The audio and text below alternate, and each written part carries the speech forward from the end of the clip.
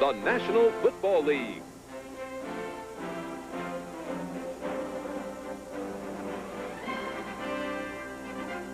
Today, from Soldier Field in Chicago, it's the New England Patriots versus the Chicago Bears. Brought to you by Mazda and the full line of sophisticated Mazda products. By Old Milwaukee and Old Milwaukee Light. It doesn't get any better than this. And by Radio Shack, a division of Tandy Corporation.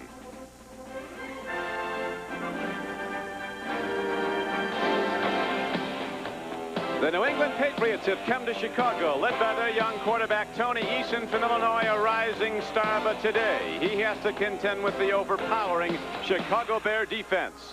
At Soldier Field, home of the Bears, number 34, Walter Payton, is still the cornerstone of the franchise as game after game. He adds it to his all-time rushing record with power and quickness, running for what again is one of the NFL's best teams. Good afternoon, everyone. On a beautiful day in Chicago, Don Criqui with Bob Trumpy. The New England Patriots have a tough assignment today. They go against a Chicago Bear defense that is best described as fierce. Trump, before the season started, Mike Ditka said to those defensive players, I want you guys to put a chip on your shoulder in July and don't take it off till January. Well, the Bears have had a chip on their defensive shoulder for about the last 50 years. But in 1984, they terrorized the NFL with a league record 72 sacks. Now, the brainchild of Buddy Ryan, this defense is called a 46. On this play against the Tampa Bay Bucks, 9 guys within 3 yards of the line of scrimmage. And this is not an isolated situation. The New England Patriots will have to face this about 80% of the time today. And, of course, the Patriots last year gave up 66 sacks. And the offensive line is hurt. This is an awesome responsibility and challenge for the New England Patriots offense. The Patriots do some sacking also. Ask Lynn Dickey of the Packers. They got him 7 times last Sunday. Excellent conditions to play football. Temperatures, you see, 63 degrees on the shores of Lake Michigan in this stadium that was originally built in 1919. The site of some great events. The Dempsey-Tunney fight that hit a $2.5 million gross in 1927. Tony Franklin is ready to kick the ball off now for the Patriots in their red and white. The Bears have people back. Sprinter Ken Taylor is back. Here's a spinning kickoff. It's Dennis Gentry at the 7. And Gentry, with good blocking from his special teams, gets the ball out close to the 30, a 23-yard gain. McMahon at quarterback. He's a great one when he's healthy, and he is now. Peyton might be the greatest ever. Matsui blocks for him, but he can do it all also. Catch it and run it. Willie Galt's a burner at wide receiver. As yet promise unfulfilled. McKinnon sure-handed. Emery Moorhead, an underrated tight end. The offensive line, Jim Covert, is now emerging as one of the best offensive tackles in the entire league. They think he's all pro. He's the key to the offensive line, and Bort's a free agent next to him. An excellent blocker also. They'll go to that side a lot. So McMahon brings the Bears out 1st and 10 at their 30. Opening play from scrimmage at Soldier Field in Chicago. Tippett left early, and a marker goes down as McMahon might have a free play. See what the call is. Andre Tippett, the truly excellent outside linebacker for New England, jumped offside, but we'll see if he was pulled off. Bears tried to start with a screen to Walter Payton.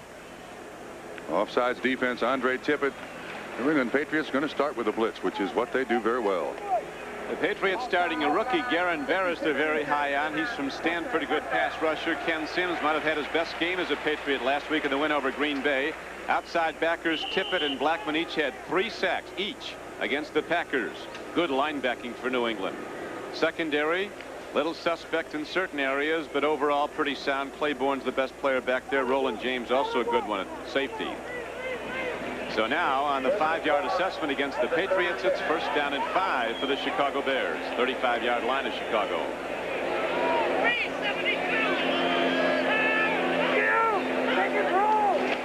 Second back, Walter Payton. 1st down Bears as he's to the 42-yard line. At 120 yards last Sunday against Tampa Bay, now in his 11th year. Walter said he had Trump that 10,000-yard checkup on his knees, and he's ready to go. Yeah, Mike Ditka has kind of promised Walter Payton that they would de-emphasize him a little bit in the offense this year, try to throw it around with Jim McMahon. So all Walter Payton does is account for about 150 yards last week against the Tampa Bay Bucks. Every game, he extends his own rushing record, his all-time record. He's Rushed for over 1,340 yards now in his career. First and 10 Bears. Running hard and running well is fullback Matt Suey. A Penn Stater. He thunders up for a gain of 8. And it's 2nd and 2. Notice that Walter Payton went to the bench. Doesn't appear to be an injury of any sort. This young man, Matt Suey, doesn't get an awful lot of press, but he's one of the reasons that Walter Payton has been such an excellent running back. He's in that lead blocking spot, and he can clear a hole for you. Fred Marion, the free safety, made the hit. Number 31. He's playing in place of Rick Sanford, longtime safety for the Patriots, who was cut this season. 2nd and 2. A quick throw and a completion for a first down, and McKinnon is inside the 35-yard line. Dennis McKinnon sprinting off the left flank, and a perfect lead from McMahon. A 16-yard gain for the Bears. Don, Patriots show blitz on almost every single play. The outside backers, Blackman and Tippett. That's where the New England Patriots get most of their pass rush. A quick 3-step drop by Jim McMahon. No real pattern run by McKinnon, just up underneath the linebacker coverage. First down. Bears put a lot of pressure on a defense, just like they put a lot of pressure on an offense with their defense. McMahon is an excellent player. He's 13 and 4 as a winning pitcher in the last 17 games. Payton back in, and he gets the football. Down to the 32-yard line. We're told that Walter Payton got a finger in the eye earlier, but he's all right. Can't hurt that man with an axe. One of the most durable running backs I think the NFL has ever had. Steve Nelson, the veteran, on the tackle. And Walter Payton, with all the yards he's gained, you realize that he has never had a Pro Bowl offensive lineman in front of him. Jim Brown was afforded that great luxury. He's got offensive linemen in the Hall of Fame. That's right, a lot of them. The junior Bear, Mike Ditka, getting the right. Bears make it happen fast. A 32-yard play.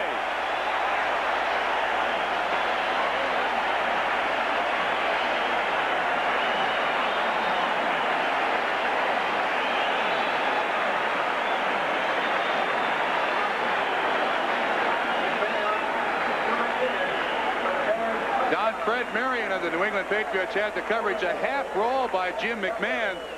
This is bad news for the Patriots already. Last week in their victory over the Green Bay Packers, they had an outstanding performance, allowing just 146 passing yards. This drive by the Chicago Bears, very easy. Now Butler's on the field to try the point after, and the rookie from Georgia hits it through. And so with 11:57 to play in the first quarter, the Bears go in front 7-0. McKinnon scored the touchdown. He's now got on the day 2 catches for 48 yards from the end zone behind the defense. You see Suey out there leading, trying to protect McMahon against the pass rush. This is well thrown. Marion on the coverage. Good catch by McKinnon. 5 plays, 69 yards, just 3 minutes and 3 seconds. Laser precision, a great play. It looked like the coverage was good, and McMahon with that touch puts it right on McKinnon's fingertips, and so the Bears come out quickly and take a 7-0 lead. Butler hits a high kickoff. This is Stefan Starring. Looks for blockers, and he does well, getting across and out close to the 29-yard line. Tony Eason, number 11 from Illinois, where he set 7 NCAA passing records, comes in to quarterback the Pates. Tim Reitman is a tight end, along with Derek Ramsey. They're going to start with 2 of them. Derwin Williams is starting as a wide receiver. They like him after the 5 catches against Green Bay. Greg James had a great game running the ball. Patriots have a lot of offense, but their offensive line right now is banged up. The great one, John Hanna, isn't in the game, as he wasn't last week. Eason on first down stands in and throws a strike out to the 47. At the big league arm does Tony Eason. That was good for 17 yards as he gunned the ball out on the flank, and coming down with it was Derwin Williams, the player they like so much. Don, we mentioned that fearsome Chicago defense, but one of the things you can do against Chicago is throw the ball if you can avoid the pass rush. Eason there, a short 3-step drop. Good quick pattern run by Williams. There's the inside of that Chicago defense. So the Patriots get a first down at the 47. Bears lead in the first quarter 7-0. Second back through was Tony Collins, and he runs the ball for very little as the Bears shut it down. Singletary, number 50, the middle linebacker, got him. He was the NFC Defensive Player of the Year. Otis Wilson and Marshall on the outside are almost as good. That's a real trio. The secondary, corners, Richardson and Frazier had some trouble covering last week against Tampa Bay. Then Frazier came up with a big play in the third quarter, ran one back for a touchdown and interception to turn the game. Chicago Bears just inserted their refrigerator. One of my favorite guys. William Perry, 13.5 pounds at birth, considerably more now. Big William never lifted a weight or watched his own. Here is Tony Eason dropping to throw in the flat. He skips it. Whoa. Going for Craig James, and Tony Eason will get up off the bottom. He hit it hard. There's a lot of things about William Perry been printed here in the paper in Chicago. Buddy Ryan called him a wasted. My goodness gracious. Weight unknown. Yeah, he makes everybody out there look small, doesn't he? He's got a brother who weighs like 220, and they ask him, what'd you eat? And he said, we ate whatever William left us. From the shotgun on 3rd and 8. And Eason does very well just to go down before he gets hit with a head-on shot from Singletary. The middle linebacker from Baylor coming untouched up the middle. 72 sacks last season by this defense, and almost 30% of them on players untouched. There's another one. Mike Singletary. Recognition by the New England Patriot offensive line is vitally important. And that time, you just can't turn anybody loose on a quarterback like that, but it happens so often against this defense. Singletary, they show so many schemes rushing the passer under defensive coordinator Buddy Ryan, as we saw that time. There was nobody there between the quarterback and the middle linebacker who was a-coming. Here's the punt now by Camarillo. Hits a spiral downfield. It'll be taken at the 15-yard line. Ken Taylor runs it back. He's up to the 26. And so there, the Bears in the lead 7-0 with 9:42 to play in the first quarter. Go back on offense for a second time. First scoring strike was a 35-yard touchdown pass play to Dennis McKinnon. We'll be back right after this. Back at Soldier Field on a beautiful day in Chicago. Don Criqui with Bob Trumpy. Bears lead in the first quarter 7-0. Now they have their second possession, going 1st and 10 from their 26-yard line. Carry straight ahead by Walter Payton is out to the 32-yard line. The score is starting to come in. Ken Anderson has thrown a touchdown pass to Stanford Jennings, and the Bengals lead the favorite St. Louis Cardinals at St. Louis 7-0 in the first quarter. Eddie Murray kicked a field goal for the Lions, and they lead the Cowboys 3-0 at Pontiac, Michigan. Dallas is a tough customer, though. Yeah, especially against Washington.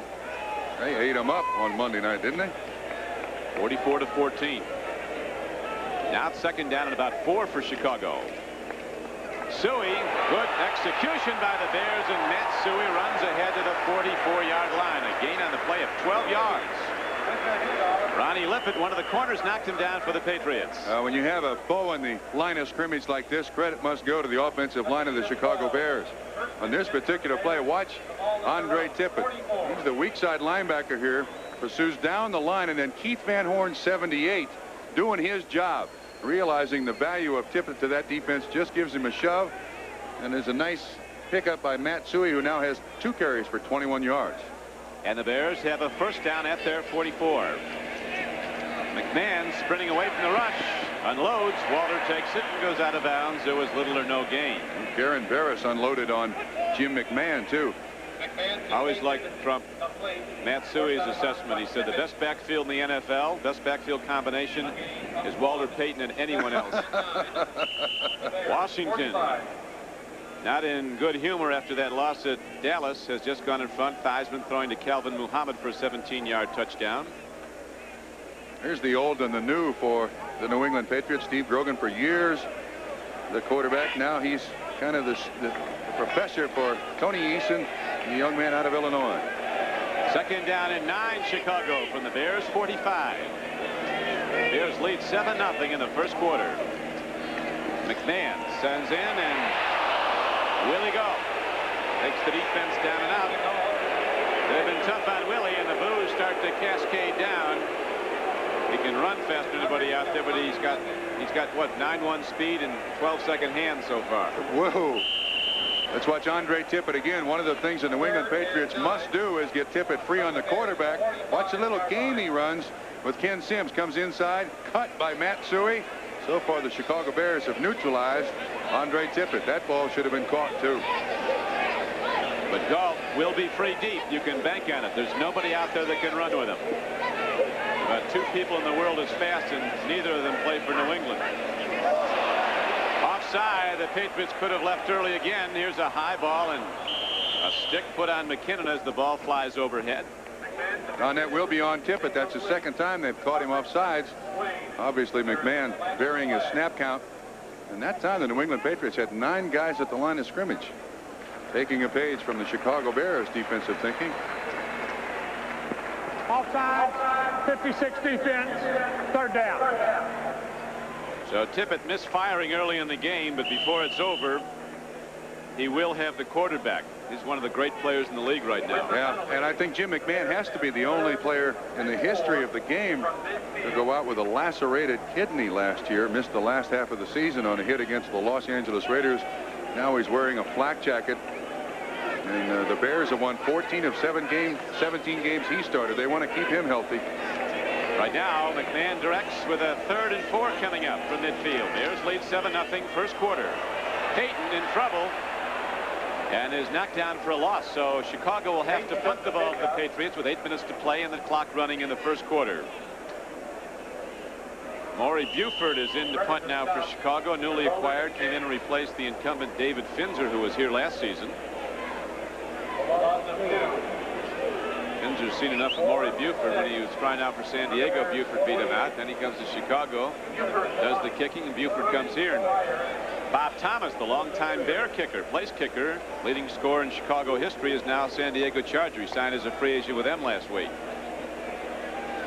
Irving Fryer is back, a game breaker from Nebraska. High punt, knocked downfield as they angle for the corner. It skips in, and so the ball will come out to the Patriot 20 after a 51-yard punt.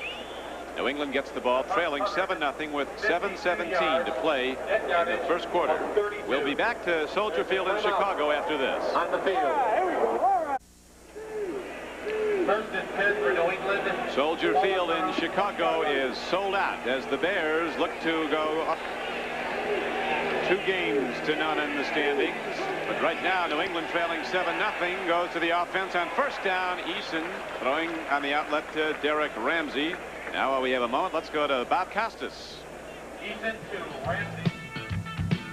All right, Don, at RFK Stadium, the Redskins take a 7-0 lead on the Oilers' 17-yarder Theismann to Calvin Muhammad. A reminder, be with us at halftime. NFL 85 will have Kellen Winslow and William Andrews again, this time responding to Gale Sayers' assertion that modern players don't bounce back as quickly from injuries. Be interesting to hear. 6:40 to play, first quarter. Patriots got 4 on that pass play. Eason's very quick, very sure of foot. Here's a long ball, and there's nobody within 30 or 40 yards of it. He had Jones running an out pattern, Cedric Jones. Detroit with a surprise over the favored Cowboys, now extending the lead. The Lions up 10-0. Eric Hipple threw a 21-yard touchdown pass to Jeff Chadwick. The Eagles owner said they were going to the playoffs, but so far it doesn't look that way. They've not scored through the first 5 quarters of the season. Well, they may go to the playoffs, but it looks like they may have to buy a ticket. Right. They're starting a rookie today, Randall Cunningham. Jaworski's on the pine. Yeah, Jaws was not too pleased with that choice either. He might be in there by halftime. 3rd down and a long 5 now as they go from the shotgun. Patriots give Eason time. He throws a pass that's dropped. Derwin Williams might have been looking for the sideline. He could have had that ball easily, though. Well, the encouraging thing for the New England Patriots, though, Don, is that they have had receivers open. From the 25. And the offensive line has protected Eason enough for him to throw the ball down the field. Really haven't seen the Bears in just one time in that all-out 46 pass rush. And that time Mike Singletary got to him, but nevertheless, 4th down. So Rich Camarillo, who was a Pro Bowl punter 2 years ago, had a lot of problems with injuries last year, is ready to kick it downfield to Ken Taylor. Big rush. Camarillo really lows. That's one of the all-time punts. Look at this. That's amazing. It goes into the end zone. line of scrimmage. 75-yard punt. It'll list, though, at a 55 because it went into the end zone, and he kicked it from his own 15-yard line. Rich Camarillo actually had that in the air 85 yards, but it's a 75-yard gross punt, 55 yards net because it went into the end zone. Now the Bears go again, leading 7-0 first quarter. Home run ball, Willie Gault. Can't quite get to it, but he was open. McMahon knew he had 6, and he had the ball a little bit closer to Willie Gault. Rod McSwain on the coverage. Claude Reveiz, another in the line of United Nations kickers for the Dolphins, hit a field goal. Miami leads Indianapolis 3-0. Garo Yepremian, Uwe von Schaumann, and now Claude Reveiz. McMahon has thrown 5 times, has completed 3 for Coach Ditka and his Bears. 49 yards and the 1 touchdown, a 32-yarder to Dennis McKinnon. It's 7-0 Chicago as the Bears load up receivers on the left side. That's McKinnon in motion. Patriots might have left early again as they go to Walter Payton on a draw up the middle, and he is across the 25. No flag. Steve Nelson, the linebacker, was able to get back. The Bears are trying to balance their offense. Last week, they ran the ball 34 times, passed the ball 34 times, which is highly unusual. The Chicago Bears were the only team in the NFC last year to rush for more yards than they passed for. Defense gets the big press with this Chicago team, as you know, Trump, but really the offense with McMahon at the helm could take them maybe all the way. They're that good with McMahon in there. Last year, they needed to get very little points to win because their defense was so good, but McMahon can get them a lot. They came back last week when they were outscored early. Here's a throw, and McKinnon shows his heart coming across the middle. The man who caught the touchdown ball takes a double hit. Rod McSwain got him hard, but McKinnon is across the 30. He has a first down for Chicago. Last year, the Chicago Bears won every game they played in the regular season when they allowed 14 or fewer points, and they lost every game they played in the regular season when they allowed more than 14 points. How about this? In 11 of the 16 games that the Bears played last year, their defense allowed their opponents less than 300 total yards of offense. Right now, their defense is looking on. Chicago's offense has had the ball most of the time, and Bears are leading 7-0. Payton out to the 35-yard line. One of the defensive coaches for the Patriots, Eddie Kaya, was telling us that not only the Bears come at you with that hard-nosed football, it's been a Chicago hallmark over the many decades, but also he says they have every gadget play known to man. Yeah, it's true. Notice an injury apparently for the New England Patriots. Rod McSwain playing cornerback, replacing Ronnie Lippett. He was getting his ankle taped on the sideline. And of course, that leaves just one defensive back left for the already injured New England Patriots, and that's Jim Bowman for the 5th defensive back. Swain is reverse. Dennis McKinnon. He eludes one tackler. Blockers there. Now the Patriots stuff it. Whoa! Andre Pippett. Got a man throwing people down. Let's go to Bob Costas again. Well, Don Skins back to Cricky and Trumpy. And the Skins apparently back on track after an embarrassment Monday night. What was it? It was Joe Theismann's birthday, and Dennis Thurman, one of the Dallas cornerbacks, said Joe was giving out the gifts on his birthday. Yes, he was. The Dallas fans were singing happy birthday to him, too, with the score 44-14. Threw 5 interceptions. Jim McMahon throws. He's high, and those Patriots will hit a receiver when he comes into their area. Brad Anderson was the intended receiver, so the Bears have to punt it again after that opening drive when they took it into the end zone. They almost did in this one. You recall that near completion to Gault. Once he gets it, he could put 6 in the book. I was rather surprised at that reverse call by the Chicago Bears. Another odd call to make at that position on the field.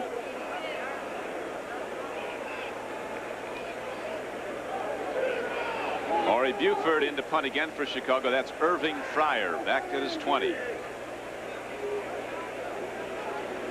3:03 to play in the first quarter. A good punt by Buford. It can be very high.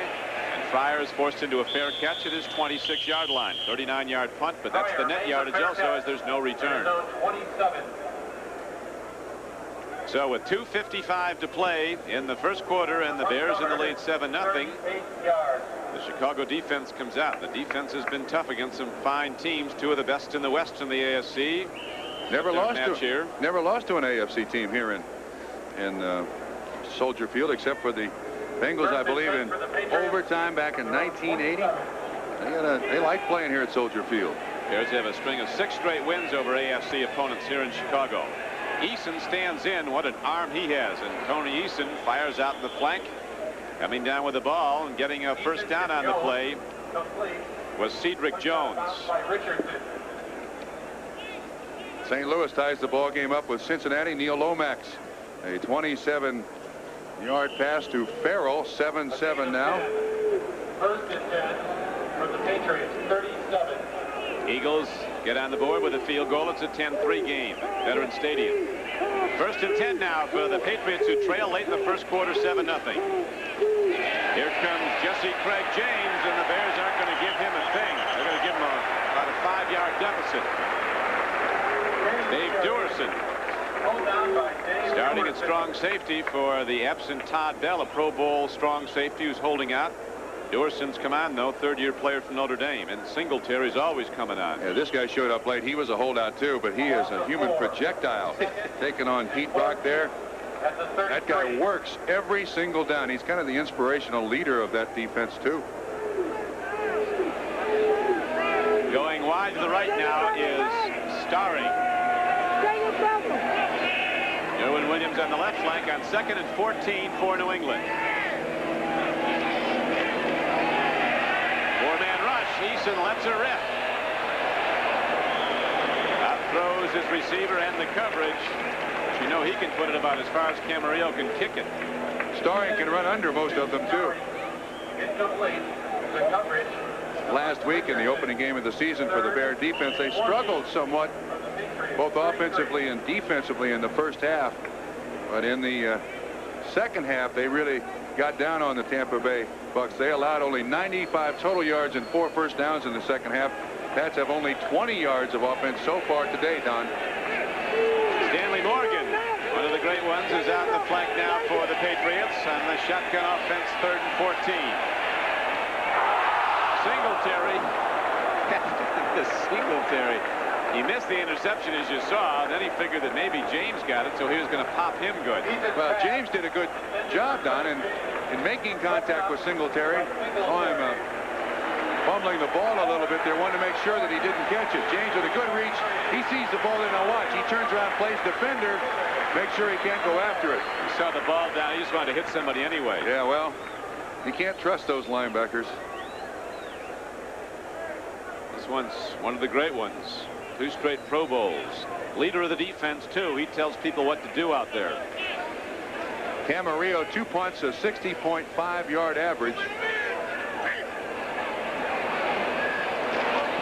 Bears almost had one player too many on the field. This time Camarillo hangs it high. Taylor comes over and then pops out of bounds at about the 32. Next Sunday, join NBC Sports for exciting football action as we continue our coverage of the 1985 football season. Most of you will see the Browns take on Tony Dorsett and the Dallas Cowboys, plus other regional action. Check your local listings for the game and the time in your area. The action gets underway with NFL 85 and host Bob Costas. Your team plays here, so kickoff next Sunday again with NBC Sports. Down for the New England Patriots, Ronnie Lippett back in the ballgame. Apparently whatever injury he had was not serious.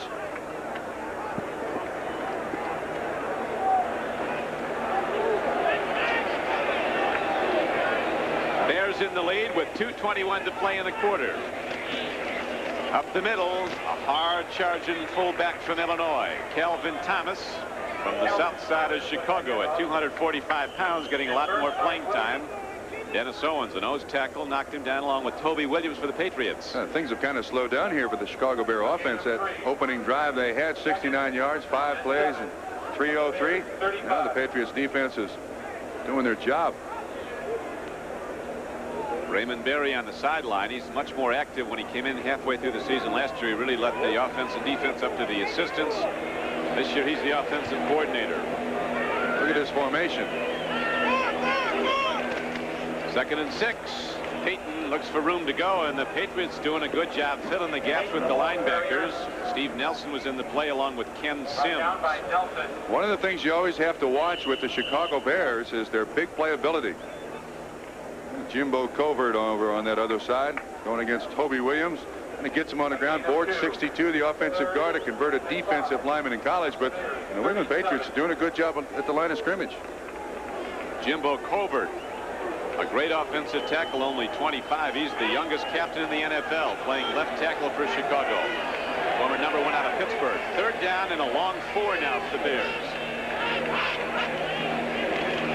Here comes the blitz. They pick it up. McMahon's going to run, but not far enough. He got to the 40, needed to get to the 42. So the Bears, after scoring on their first drive today, a 32-yard touchdown pass to Dennis McKinnon from McMahon, have now been stopped their last 3 drives. Ken Sims and Don Blackman there to make the tackle. They're going to keep the offense in on 4th and short. They're finally going to punt it now. Now they're coming out. Yeah, it does appear. They're just doing a good job defensively. But they've got to today, because the New England offense is going to have problems throughout the day with that 46 defense and all the pass rush. New England Patriots defense have to play an excellent game today to keep the ball club in the game.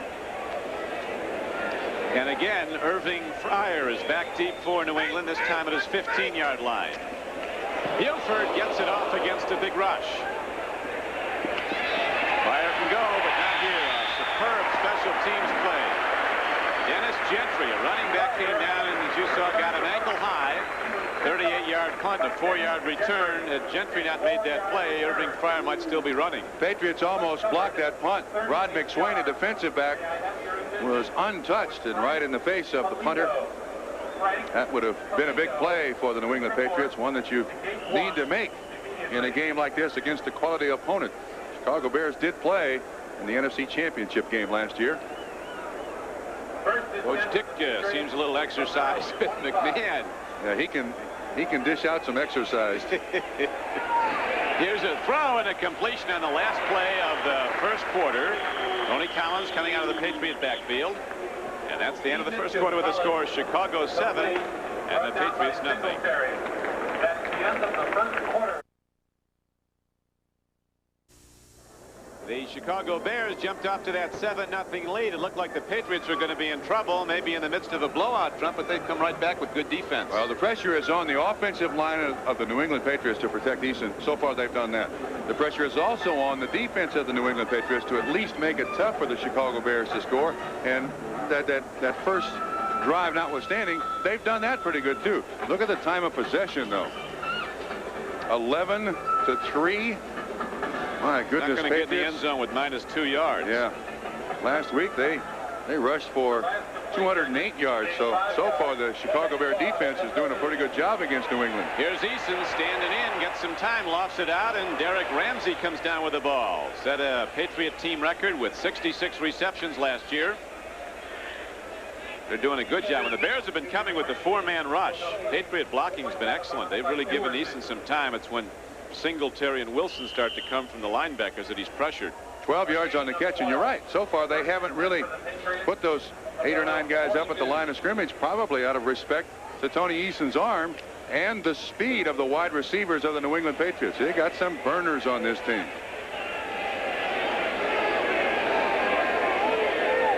Patriots with about their best field position in the ball game so far, out to their 42. James running, penalty marker in as he's hit at the 50. Scott Norwood just kicked a 32-yard field goal at Giant Stadium, where the Buffalo Bills have taken a 3-0 lead over the New York Jets. We got holding on the New England Patriots. So that good field position ends right now. Done. Holding, 58 offense, first down. Pete Brock, the center, on Dan Hampton, number 99. So far, this game has not had the pace that I thought it would have. What were you looking for? Well, a lot more activity out of the Chicago Bear defense. A little more running out of the New England Patriots offense, -2 yards. That's one of the staples of the New England offense. Bears have gotten a little conservative, I think, because their corners were getting beat last week by Tampa Bay. They were behind 28-17 at the half, so they've shown less blitz. came with a blitz, but leaving early was Otis Wilson. All three Chicago linebackers, Wilson, Singletary, and Marshall, in the true Bear tradition. We had an illegal snap on 58 offense. Good. First down. Pete Brock. All three of those starting linebackers were called for personal fouls last week. Don, I'll tell you, one of the problems that the New England Patriots are going to have is when the Bears go to that real rush and pressure defense like they showed there, the offensive lineman must identify who is their responsibility and who the backs are supposed to block. So you can understand Pete Brock trying to snap the ball 8 yards deep to Tony Eason and still looking for who he's got to block. There's going to be some confusion sometimes, and they just can't panic. Just keep your head here. First down now and 25. Fumble. Ball, but James picks it up. Gets a little back to the 30. We had a chance to visit some length last night with Raymond Berry, the coach of the Patriots, and he said, you can draw things up on the board, but he said then you have to deal with reality. When you play Chicago, you don't have time to execute plays like you like the passing plays. You've got to get the ball away in a hurry. Your quarterback's going to be on his back. Yeah, no question. One of the problems the New England Patriots have is just 7 days to prepare for this Chicago Bear defense. It's a very difficult defense to settle in your player's mind if this is the way we'll attack it, and it'll work. You've got two coaches who've done some catching. Between them, Berry and Ditka caught over 1,000 passes during their playing careers. Berry had well over 600 going to the Hall of Fame. Tip ball. And it'll be third down in about 22. That was intended for Derek Ramsey, and he was open. Wilbur Marshall appeared to get a hand on the ball. He's playing outside linebacker, #1 out of Florida a year ago. He's moved in as a starter because Al Harris is still away, who was the starter. He and Todd Bell want more money. I think they're the only two holdouts left in the NFL, too, aren't they? No, the Giants have an all-pro corner. Mike Haynes out.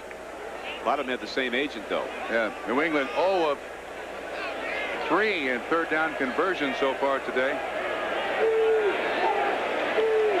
From the shotgun on 3rd and 22. Tony Eason standing back. 4-man rush. Loops it out with the ball.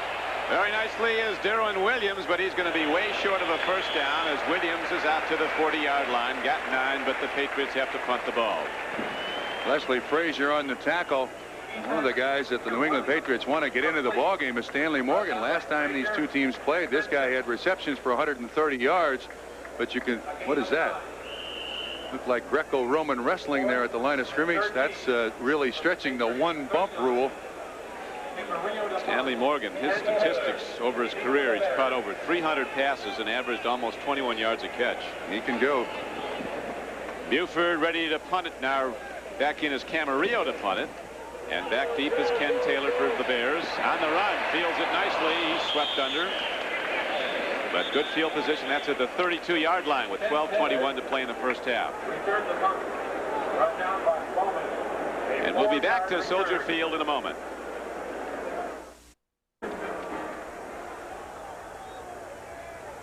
Back at Soldier Field, Don Criqui with Bob Trumpy. Bears lead early in the second quarter, 7-0. As McMahon takes a look after a play fake, he unloads long. Way too long. Going for the ball was Ken Marjoram. Not a real fast receiver, but a sure-handed one from Stanford. Philly getting closer now. Another field goal by Paul McFadden, and it's a 10-6 game. Rams leading at Veterans Stadium in Philadelphia. Interesting choice of play calls there.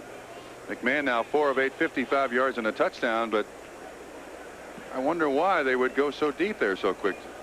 That's interesting, Trump. He's looking to get a lot in a hurry, McMahon. He's gone deep a lot here. Yeah, but once for 7. To Marjoram, 6. He's not the quickest receiver you have. Galt can run by anybody.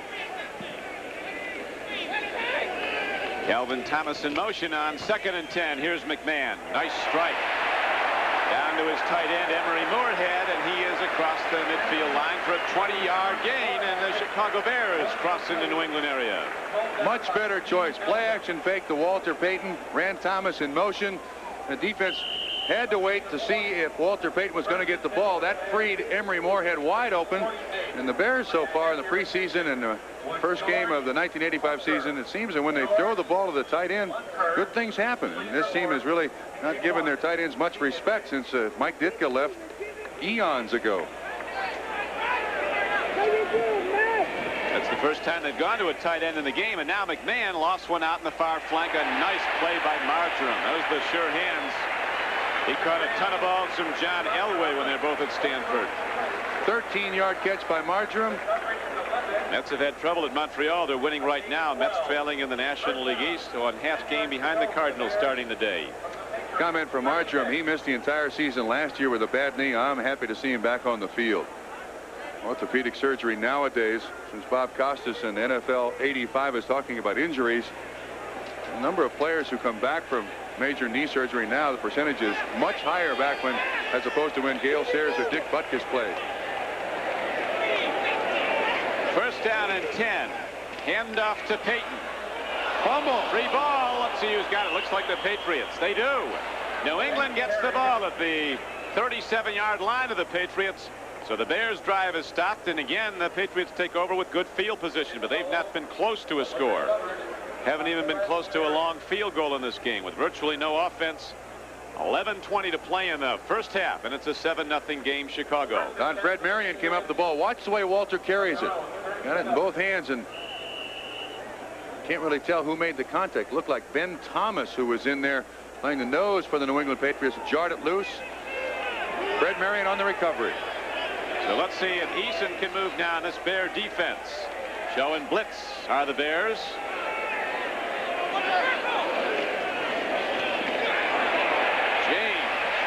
Right head on into hard hits.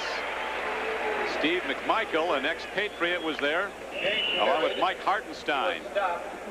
The Jets have just put up a touchdown. Freeman McNeil on a 6-yard run. They now lead the Bills 7-3. There's number 72, William Perry again. Bears first-round draft choice. The premier power rusher in the NFL. 2nd and 9 now for New England. Eason gets time. He's intercepted. Fencing. With his 32nd career interception.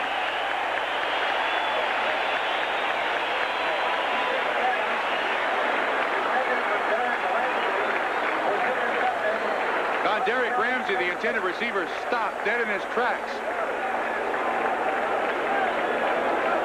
This is something that Tony Eason doesn't do normally. He makes good choices, but here there's double coverage. You see a little bit of the pressure, but Ramsey stopped. And of course that made it easy for Gary Fensick. Now a turnover for each team. Watch William Perry up front. Good pressure. He turns around. Now he's going to be an offensive lineman. Whoa, that's a pulling guard right there. He's got a few of them. Now the Bears go to the run, and Walter Payton on a flea flicker throws to McMahon. Lofts it up. The Patriots might get this one back. They do. Those are the trick plays that you're talking about. That'll be a touchback. New England ball at the 20. There was good penetration by the New England Patriots at the line of scrimmage. I think Mike Dick would like to have. Now watch the penetration. You'll see.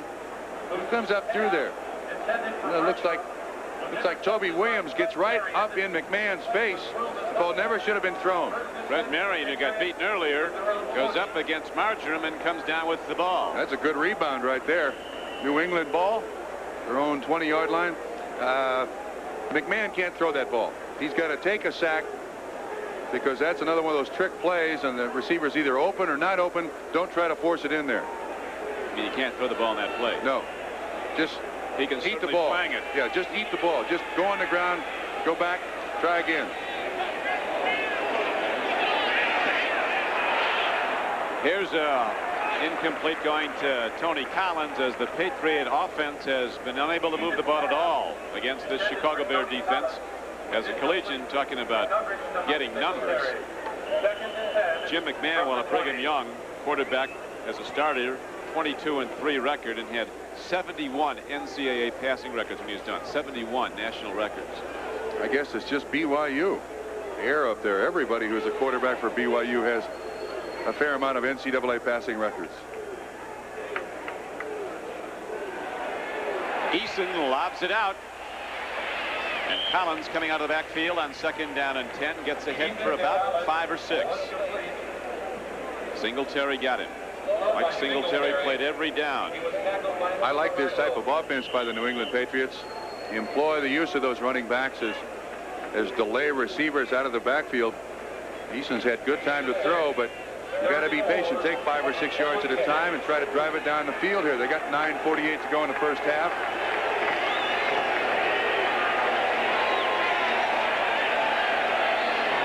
Patriots trailing in the second quarter 7-0. Eason throwing off his back foot, gets Ramsey, and he's got a first down. Wilbur Marshall was with him. Eason against the big rush. Such a strong arm. He literally throwing a ball leaning back. Ramsey did a great job there. Wilbur Marshall faked the blitz. Contact between the linebacker and the tight end. Eason had time to wait for it. Ramsey gets the clearance and makes the catch. Marshall on the tackle, but not before the first down. So the Patriots get 4 new downs with 9 minutes and 4 seconds and the clock running in the second quarter. 7-0 Chicago Bears scored on their opening possession, a 32-yard pass play from McMahon to Dennis McKinnon. James, who ran well against the Packers last Sunday at Foxborough, is knocked down by a former Patriot, Steve McMichael. He's probably very motivated to do well against the Patriots. The Patriots drafted him in the 3rd round. And he wasn't much of a player, they didn't feel, in camp, and they cut him. Here's the signals coming in from Steve Grogan on the sideline. Raymond Berry right behind him. James, 4 carries, 2 yards. I think the New England Patriots now have less than 5 yards rushing offense. Tony Eason was a record setter at Illinois as a passer, too. He set 9 NCAA records. Coming out after McMahon. Eason takes a look. He does well with his reads. He looks all over the field, even with the rush against him. That time it was a short gain. Stanley Morgan, coming over the middle, was knocked down by Singletary. Whoa, Mets are powering away from Montreal 4-0. Game that they now have to win to catch up with the St. Louis Cardinals, that's for sure. Still a long way to go in the baseball season, though. 7:44 to go in the first half here at Chicago, where the Patriots come out trailing 7-0 with 3rd down and 3 yards. Oh, that would have been it. Leslie Frazier, who ran one back for a touchdown that turned the game around last Sunday here at Soldier Field against Tampa Bay, had a play on that ball, and he had an open lane to the end zone. Cedric Jones was the intended receiver. It appeared to be just a hitch, which is a 5-yard straight down the field pattern stop, and the quarterback throws you the ball. But Cedric Jones fell down. Hunter's getting a lot of work today here at Chicago on a beautiful September day. Temperature in the mid-60s, clear sunny skies, sailboats out on the lake. It can get mean in Chicago as the season wears on the shores of Lake Michigan. But right now, perfect playing conditions. It is breezy as Camarillo stands in, hits another good punt downfield. Here's Ken Taylor for the Bears back at his 15. They marked him out of bounds at the 29-yard line. 46-yard punt and a 14-yard return. So Chicago's offense comes back out, and we will in a moment. Bears' last 3 possessions, they have 87 yards passing, 51 rushing, 138 total yards. The Patriots 66 rushing, 66 passing, 4 rushing for a total of 70 yards total offense. Now the Bears go 1st and 10 from their 29-yard line. And here comes Walter, but not very far. Did move out to the 32-yard line. Toby Williams knocked him down. Jim McMahon, the Bears quarterback, has a great attitude. He came in here and said, "We're going to win because I can't stand losing." Well, you better tell the Patriots that. We pause briefly for station identification. This is the NBC television network. You're watching Channel 17, WTVO Rockford. McMahon from Jersey City, New Jersey. That is country club living in Jersey City. Yeah, he's used to a little pressure, isn't he? 2nd down and 7. Dennis Gentry running very nicely. Gets to the 35-yard line. Will bring up 3rd and about 4. Washington has extended its lead now to 16-3. When Dejas hit a field goal for the Oilers. Get them on the board. Walter Payton out of the ballgame again for the Chicago Bears. Gentry, his replacement. Walter standing on the sideline. Doesn't appear to be anything wrong with him. Maybe just catching his breath. Payton 9 carries, 26 yards, well below his average. Guys that have known him all Trump say that McMahon kind of reminds him a little of Bobby Lane. Bobby Lane, although McMahon's bigger than Bobby Lane. Let's see what he does on 3rd down and 3.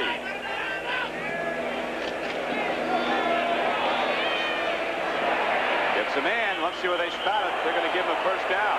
Marjoram went where he had to go. The Patriots threw him back 9 yards. Whoa, that's a very friendly spot. Now back to NFL 85. Bob? All right, Don, early in the 2nd quarter at the Meadowlands, it's Freeman McNeil from 6 yards out for the Jets' first touchdown. They go in front of the Buffalo Bills by a score of 7-3. Now let's get back to Soldier Field and the hardest working man in football, Cricky and Trumpy. We're out there this year. We'll be there tomorrow night on NBC Radio when the Browns and the Steelers meet at Cleveland Stadium. I'll be wearing my hard hat. How about you? Blue collar bowl. Yeah, you got it. Right now, though, we have Jim McMahon firing for the Bears, and he is out to the midfield strike. A gain of about 10 yards. Well-thrown ball, and McMahon was decked when he released it. Coming on a blitz was Steve Nelson. The Patriots, so far today, do not have a sack. But they have been all over Jim McMahon. That time, Steve Nelson, pressure on McMahon. Couldn't really follow through. That's a great catch by McKinnon. He's having another good day.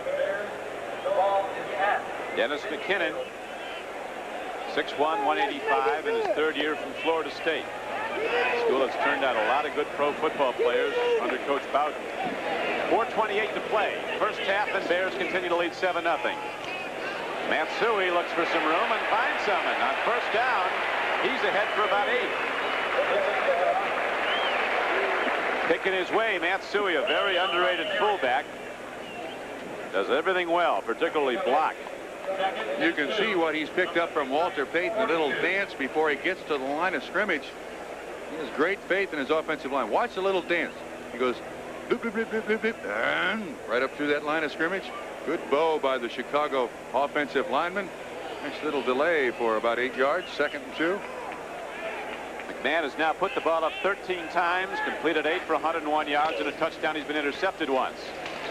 Suey gets his number called again, and he responds with a 1st down carry for Chicago inside the New England 40. The strength of this New England defense is their 2 outside linebackers. We've talked a great deal about Andre Tippett.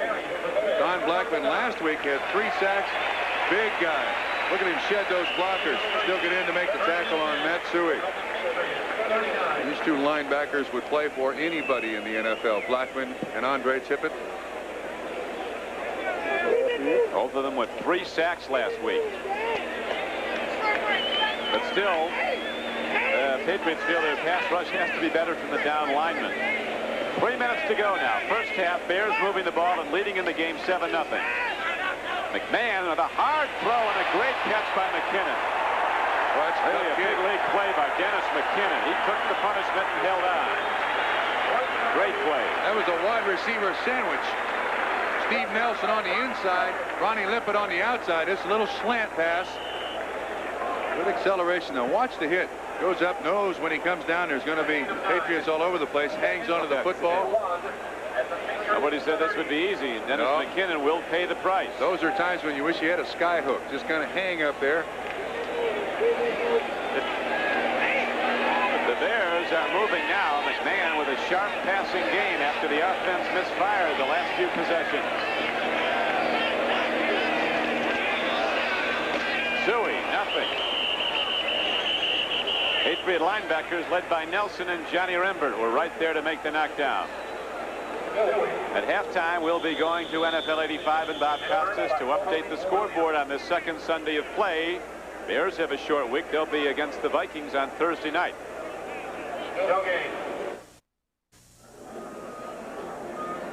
The Patriot defense has given ground grudgingly to the premier runner in the history of the game, Walter Payton. He's had to work hard, so has Suey. 9th play of the drive coming up now for Chicago. Bears leading 7-0 with 2 minutes to play in the 1st half. Don Cricky with Bob Trumpy. As you see the great disparity running the ball, Patriots have almost nothing at all. Report from the bench is Walter Payton just getting a rest, probably well-deserved. He has 3,047 carries coming into this season. That's 2 the most in history. 3rd down and about a yard. McMahon puts it up. Shouldn't have been thrown. The ball was tipped, and yet they came down with it. Coming up with the ball was a backup tight end, Tim Reitman, a 25-yard gain. Reitman, the first player to sign a U.S. Football League contract on this ball, should not have been thrown. You see Don Blackman, 55, right in his face. The ball is tipped by Ray Claiborne, caught by Reitman, but that one worked. I'm telling you, he's courting disaster if he throws it up like that much more often.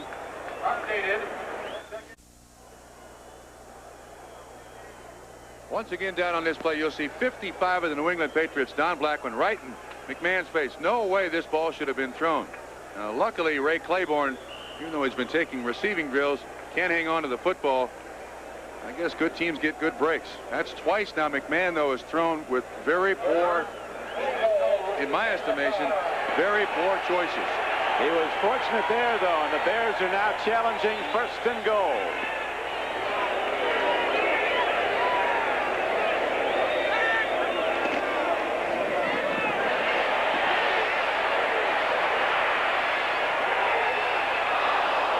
He's going right for an offensive tackle. Andy Frederick. Might have been a tackle-eligible play. Had to be. If he's downfield and the ball's thrown, it's a penalty. It was originally designed to go to Dennis Gentry, number 29. A little delay, but it was well covered by the New England Patriots. Patriots defense got to feel pretty good right now in this first half. They've done a good job against this very potent Chicago offense. Report from the Bears bench now, Walter Payton does have a sore neck. Should return in the second half. Suey and Gentry are the runners now for Chicago. 2nd and goal from the 5. Bears lead 7-0. Gentry pays the price as the Patriot defense again shoots the gaps on that goal line.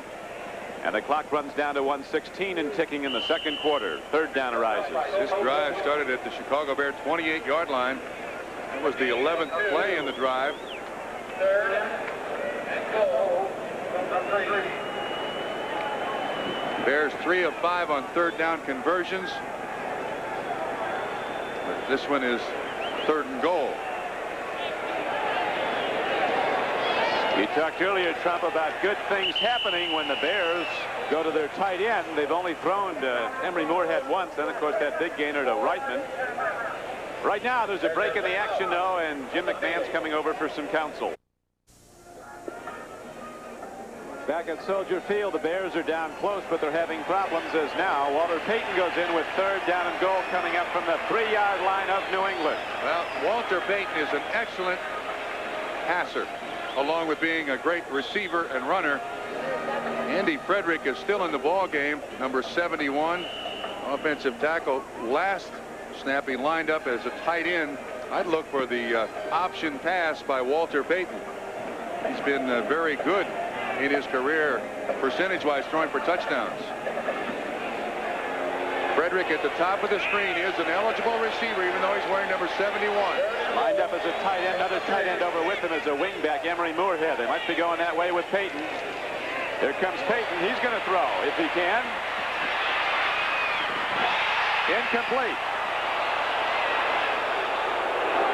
Moorhead protesting that he was interfered with, but it brings up 4th down, and the field goal kicker, Kevin Butler, comes up as the Bears on 3 tries. Some 1st and goal at the 5, can't get it in. You'll see Payton come in motion, and all the way, he tries to fake the run here, but I think New England's seen him throw the ball so often, kind of in desperation, he throws it to Moorhead. That would have been an outstanding catch. Frederick was in the end zone. And it's now going to be a 20-yard attempt for Kevin Butler, an All-America place kicker at Georgia.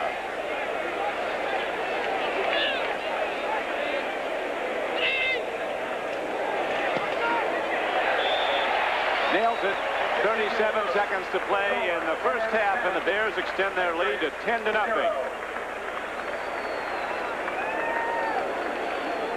So the big play in that drive was the one that was very nearly a Patriot interception, but it got through the hands of the defender, and Reitman, the tight end, came down with it. They give the Chicago Bears a 1st and goal at the Patriot 5, but they couldn't get it in. NFL 85 coming up at halftime, a review of what's transpired in the second Sunday of play. Chicago Bears, who won their first championship of any kind in 21 years a season ago. They took the NFC Central, then went to the playoffs and beat Washington before finally losing to eventual Super Bowl champion San Francisco. The Bears have rejuvenated the football following in Chicago, one of the hallmark franchises in the league. Chicago Bear football now, again, an item of optimism here. I saw Mike Ditka standing on the sideline. A lot of people here in Chicago wondered what kind of head coach I'm thinking of Dick Butkus, Mike Ditka would be. Now given credit for turning around this franchise, doing an excellent job from top to bottom, not only in player selection and coaching, but in just steadying the entire franchise since Papa Bear left. How about that drive? 13 plays, 68 yards, 6 minutes and 39 seconds, and time-wise, this first half has been totally dominated by the Chicago Bears. Ditka was an all-pro player for that last NFL championship team for the Bears. Back in '63, 5 times an all-pro player. Caught over 420 passes as a player with Chicago and Philadelphia and Dallas. High kick downfield, and here comes Starring. Devin Starring's across the 20, and he's out to the 22, so the Patriots get the ball, but with little time to move it. 32 seconds on the first half clock as Coach Barry counts as his quarterback, Tony Eason, who's only been sacked once. Singletary got him the one time. And the only yardage they've really been able to gain in this first half has been passing. That's the weakness of this Chicago Bear defense. Most coaches will tell you that if you face a blitzing team, they are trying to disguise a weakness somewhere. That weakness is the defensive backs of the Chicago Bears, and it's been well exploited by New England. Bears in command at 10-0. The Patriots have played sound defense. They've forced 2 Chicago turnovers, but the Patriots unable to move with consistency. Go to the run. James goes over and doesn't get much as he's run down very quickly. Coming over to make the stop at him was William Perry, who at 320 pounds can run. 320 pounds, that's got to be a misprint. There is a flag on the play. Face mask against Chicago, and William Perry made the tackle. Can we make that assumption? The thing that surprises a lot of people about William Perry. 72 defense. First down. That is William Perry. Things that surprise a lot of people, just how quick he is for his size. Sheds a blocker, gets out there, and James says, oh, my God, John Hancock Tower is about to tackle him. Ken Baldessari, the Bears Director of Information, said when Perry came to town, everybody talked about how they're going to get his weight down, but he said the first thing we did was took him over to a rib house and had the TV crews get him eating 3 slabs of ribs. It's a tough start. We're telling this guy to lose weight, then we want to see how much he can eat. Yeah.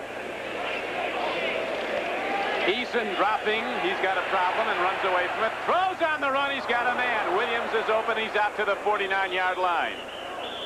Beautifully done. Derwin Williams open, and Eason with a great arm gets the ball right to him with 16 seconds left. The Patriots call a timeout. 21-yard gain.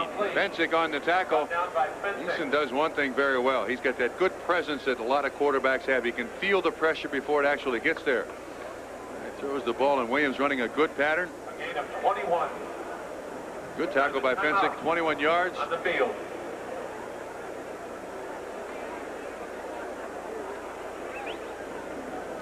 Let's watch the pass rush of William Perry. Number 72 at least 320 pounds. Pete Brock. The guy draws a crowd. Yeah, he's being double teamed and falling upon. I'll tell you something. One of the most amazing things I've heard, Bob, about Perry. Bill Parcells, the coach of the Giants, was asked about William Perry when Buddy Ryan had said he was a draft mistake. And Parcells, the Giants coach, said if he keeps his weight down, I think he can be the greatest defensive lineman of all time. And they said, now wait a minute, you're saying all time.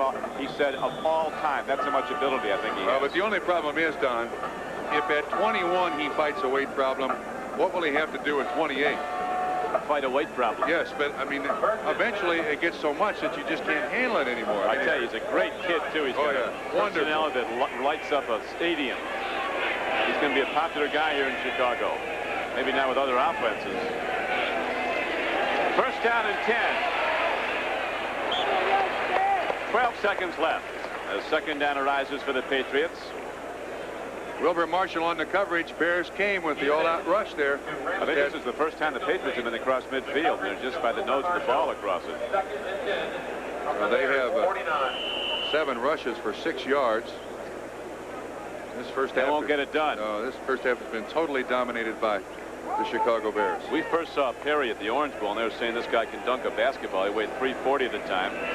There wasn't a basketball around, but he took a football and with one step went up over the crossbar and slammed it down. That's 10 feet up. Eason sacked for a second time. That was Singletary coming on the blitz. His second sack. Last week the Bears got but 2 sacks, and with their 72 sacks in the 1984 season, that averages about 4.5 sacks a ball game. So they've got some making up to do. Patriots again take a timeout. Of course, when you're sacked, the clock stops in the last 2 minutes, and then when everything is set, the quarterback is up, and everything's coming out of the right spot, then they start the clock again. Singletary with 2 sacks today. Last week, Richard Dent had 2 sacks against Tampa Bay. This telecast is presented by authority of the National Football League. It is intended for the private use of our audience, and any rebroadcast or other use of this telecast without the express written consent of the Chicago Bears and the National Football League is prohibited. 7 seconds to play in the first half. Don Criqui with Bob Trumpy, with the Bears in the lead 10-0 on their home field, opening with 2 home games. Don, you jinxed the New England Patriots. You said the first time they've been across the 50-yard line, and then Eason gets sacked. That's right. Now they're back to their 43 with 7 seconds left, so we're going to see a very strong right arm put the ball up into the end zone here. I would certainly think so. They've got the players to get down underneath the pass into the end zone, and Eason certainly has the arm. He is really hope for a pass interference penalty or just a lucky catch to tip the ball. 3rd and 18. Tony Eason and Jim McMahon, his counterpart, are the only players in collegiate history who've passed for 3,000 yards, more than 3,000 in 2 seasons as collegiates. There's a track team up there on the top of the screen. And a lot of errors to defend against them. Here's Eason on the last play of the first half. Lets her fly. It's like volleyball, and the Bears get it. Intercepted. Richard Dent has the ball. They say Dent's fast enough to play linebacker, and they had him downfield and covered that play. So allowed out. Closes the first half for the Patriots. Looked like R.C. Owens back there. A lot of guys got a hand on this. Let's see how many people touch it. 1, 2, 3, 4, 5. It's an interception for Richard Dent. Doesn't get many of those and appreciates it when he does. Especially 50 yards behind the line of scrimmage. Well, that'll conclude the first half of play as Ditka and the Bears head to the locker room. We'll be going to NFL 85 for an update on what's transpiring around the National Football League in a moment. The Chicago Bears scoring first in a 32-yard touchdown pass play to Dennis McKinnon from McMahon on their first possession. Looked like they might be on the way to a rout, but then the Patriots held. NFL 85 halftime activities will continue in a moment. We'll be right back after these messages from your local station.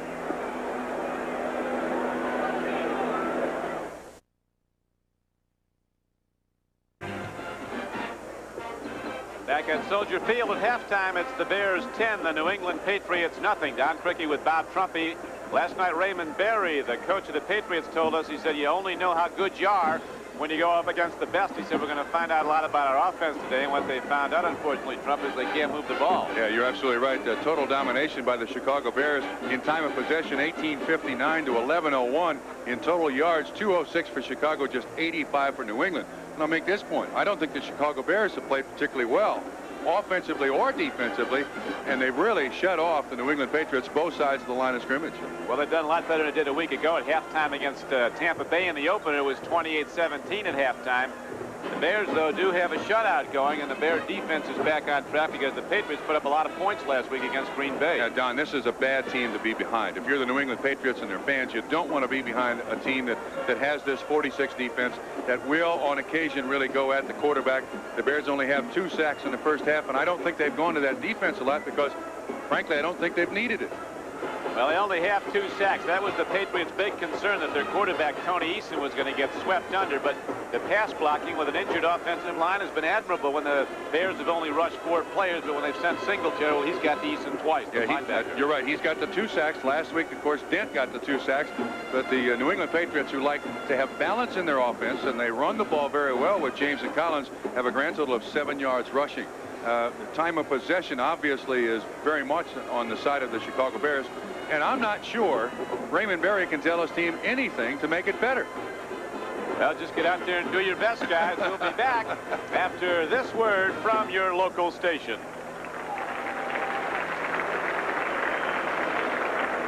Fun in New York. Caligula? Anybody who can get Caligula in at a halftime of a football game deserves some award. I'm not sure anyone else will ever get it after Axe gets it. I like Diogenes. We could apply him to coaching. Diogenes said when the pupil fails, perhaps the teacher should be punished.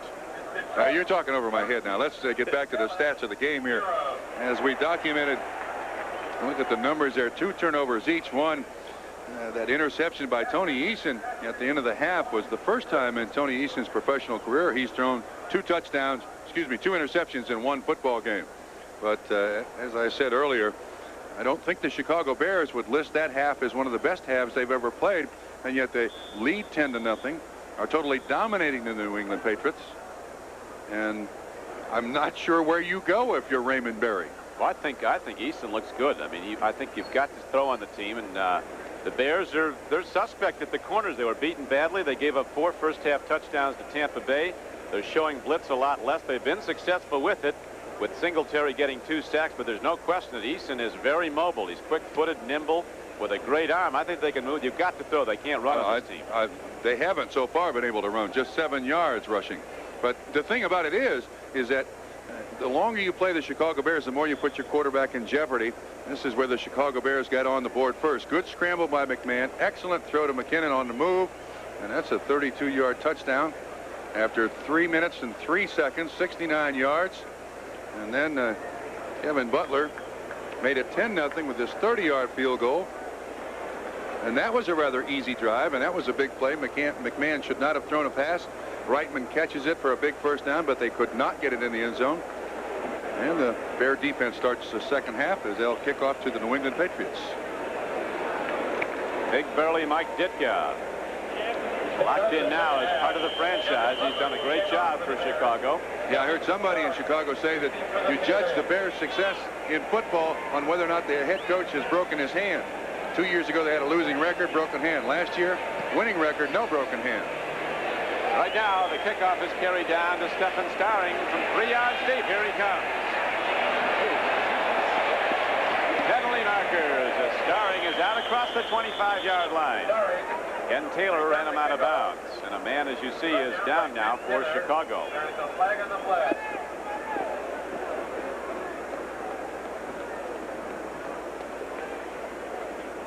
So the Patriots send out their offense. 1st and 10. The signal is going to be against Chicago and offsetting penalties. Got to do it again then.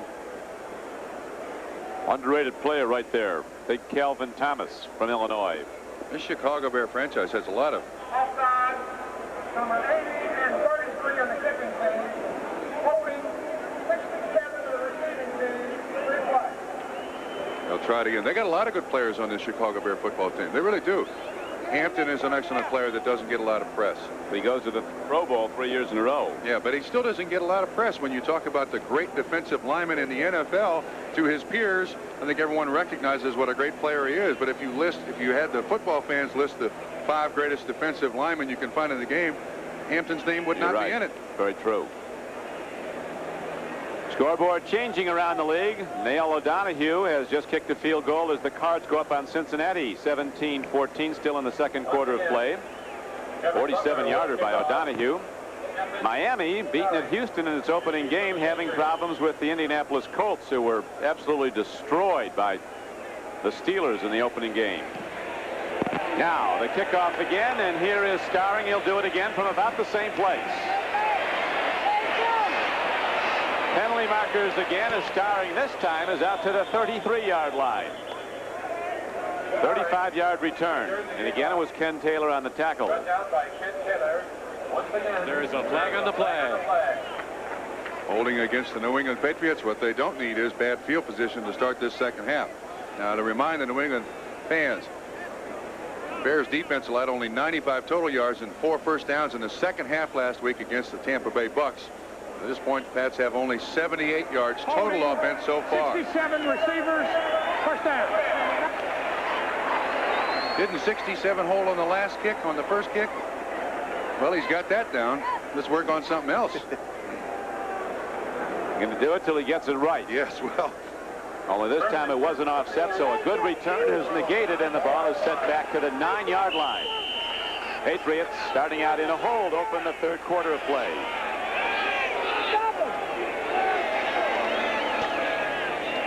Tony Collins. And Collins almost broke it for a big one. As it was, he got ahead close to the 17-yard line. He just rushed in one play for more yards than the New England Patriots gained in the entire first half.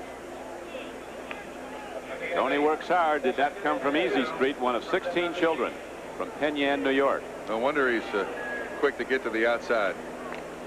Second round in 81. He's been good.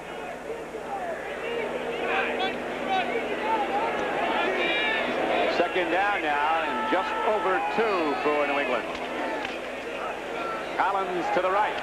James leads the blockers. Collins turns the corner, and he has a first down for New England. So the Patriots come out running. They get a first down. Otis Wilson on the tackle. The interesting thing about these two running backs in tandem, both will readily admit neither likes to block. Normally it's the fullback's job to block. Craig James in front of Tony Collins. The Bears do a good job of stringing this out. And Collins does get enough for a first down, and I believe that's the New England Patriots' first down rushing of the ball game. Walter Payton has felt the teeth of this New England defense. He now is reported to have bruised ribs, and we'll wait and see if he comes back. Here's a handoff again. Out to the 26-yard line. On a first down play, the Patriots come out of running, trying to get that Bear defense to look for the run. And Collins is ahead to the 26-yard line. A gain of 5 yards on the play is a great one. Walks the sideline. Now add to the bad neck bruised ribs for Walter Payton. They still expect him to return. Amazing thing about Payton. Brace on the sideline with McMahon. Straightening their backs out. Payton never takes it down off when he's on the field. Plays every game like it's his last one, every down. Collins runs on second down. This time the Bears stuff it. Steve McMichael, the expatriate, made the hit. Hartenstein, McMichael, Hampton, and Dent, the defensive front for Chicago. Otis Wilson, Mike Singletary, and Wilbur Marshall back the line with Richardson and Frazier the corners. Fensick and Doerson the safeties. It's been all Collins to start this second half, Don. 4 straight carries. He's now got 5 on the game for 19 yards. Now they have to throw it. Or down in yardage would indicate they would. It's third down and a long 4, almost 5. Bears showing blitz. And the Patriots, just as we said, go right to the run. That's one of the ways to beat the blitz if you can possibly do it. Robert Weathers on got the a first carry. down. Robert Weathers on the carry. Kind of squirted right up through there. Against a blitz team, what they'll do is take gaps, especially the Chicago Bear team. And if you can just seal one guy off, a running back, any running back can squeeze up through there. So now 2 first downs, both rushing, to begin the second half for the New England Patriots. I'm going to stay away from play calling for a while. First and 10. Weathers stuffed. Wilbur Marshall. They say this Marshall can run like a cornerback. Robert Weathers. That time on the blitz, just a predetermined inside move. He was almost there to take the ball right from the quarterback. Mike Ditka, one of the great Bear players, really only spent 6 years as a Chicago player. Contract impasse. He then went to Philadelphia for 2 years and to Dallas for 4. 5 times an All-Pro, 420 career receptions. That's a bunch. Most of them in Wrigley Field. Tell you, when he was at Pittsburgh, he was even better on defense. Blitz! Eason gets it away as the blitz comes. Dave Dorison, the strong safety, had a clear shot at Eason, who got the ball away to save a long sack. Now, see, this is the problem in facing the Chicago Bear defense. They don't substitute players, so you don't know when they're coming with the rush. You see the defensive linemen consume offensive linemen. Dorison free to try to make the sack and almost did. This is New England's longest possession, almost 4 minutes. 11:13 to go now in the third quarter. Well, when they show these films, the New England Patriots will be out quickly on Tuesday. The defense might be in there for days.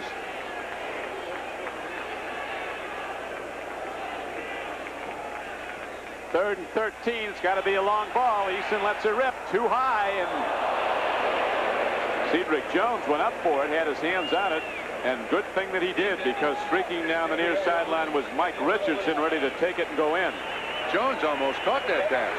You can see that Tony Eason right now is he's a little flushed. He's had constant pressure throughout the day, found receivers open. I think without the kind of pass rush that the Chicago Bears constantly put on, Eason would make that an easy completion. So Camarillo, a long-distance punter, is standing back at his 16-yard line. Ken Taylor, a deep man, anticipating that boot. Penalty marker down. Offsides Chicago. Taylor will field it on a fair catch at his 32. The 5 yards will not give the New England Patriots a first down, but they'd like to give Camarillo a chance to kick it again. That was just 39 yards.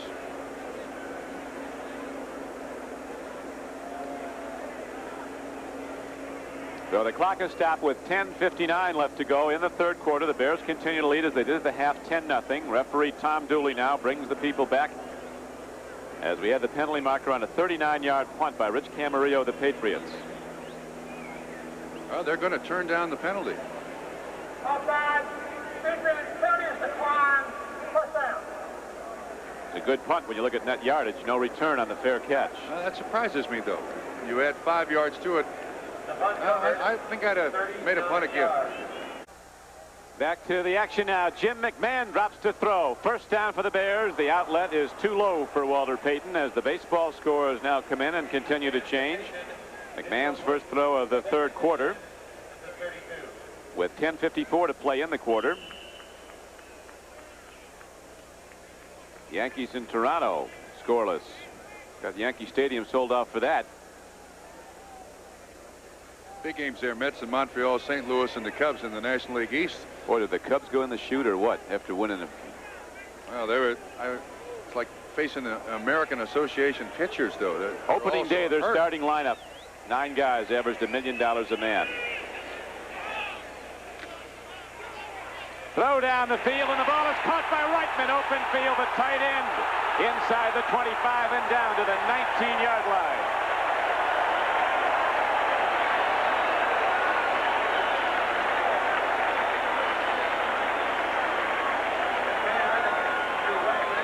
.49 yards on the catch. Fred Marion once again on the coverage. This is a nice little action by the offense. Once again, the linebackers must respect the running ability of Walter Payton. And you see the single coverage. Fred Marion on Reitman, who is never going to be an anchor man on anybody's relay team, but he can lug it down there as long as nobody catches him. Big first down for the Chicago Bears. Reitman was the first player signed by the U.S. Football League coming out of UCLA. He elected to go with George Allen in the now defunct Chicago Blitz. He's a player, he says he can do everything but run well, but he's been fast in this game, and now Payton breaks it down inside the 15-yard line. As we take a moment to look at the scoreboard. NFL 85 on the second Sunday of play. Cardinals up on Cincinnati, second quarter 17-14. Houston staying close to Washington after the Redskins led 16-0. 16-10 now. Detroit with a surprise over the favorite Cowboys, leading 13-0 at the half at Pontiac, Michigan. The Jets doing damage to the Buffalo Bills, 21-3 at the half. The Rams only up by 4, and Miami having a hard time with Indianapolis. Form chart taking a beating on the second Sunday. Here's the handoff now, running with the ball, but not very far, down to about the 11-yard line, was Matt Suhey, knocked down by Toby Williams. Ken Sims Dennis Owens, Garen Veras, Toby Williams have all been in that defensive front of the New England Patriots from time to time. Linebackers with Tippett and Blackman on the outside. Nelson's played a big game inside, and Johnny Rembert back and doing some hitting for New England. Andy Frederick, number 71, offensive tackle, just reported to the Bears offense. He is an eligible receiver.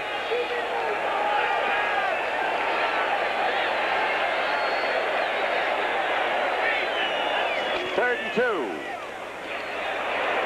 Suey tried the middle, and if he got there, it was just by the football. As 8:24 and running shows on the third quarter clock, and the Bears continue to lead 10-0. This New England Patriot defense has been on the field for so long to this point in the football game. It's not a particularly hot day, but eventually their mind is not going to be in this game, and too physically they're going to be just worn out. Fourth down a little bit. I'd say we'll see Suey line up in front of Walter Payton, and Walter Payton will Fosbury flop over the defensive line, hopefully for a first down.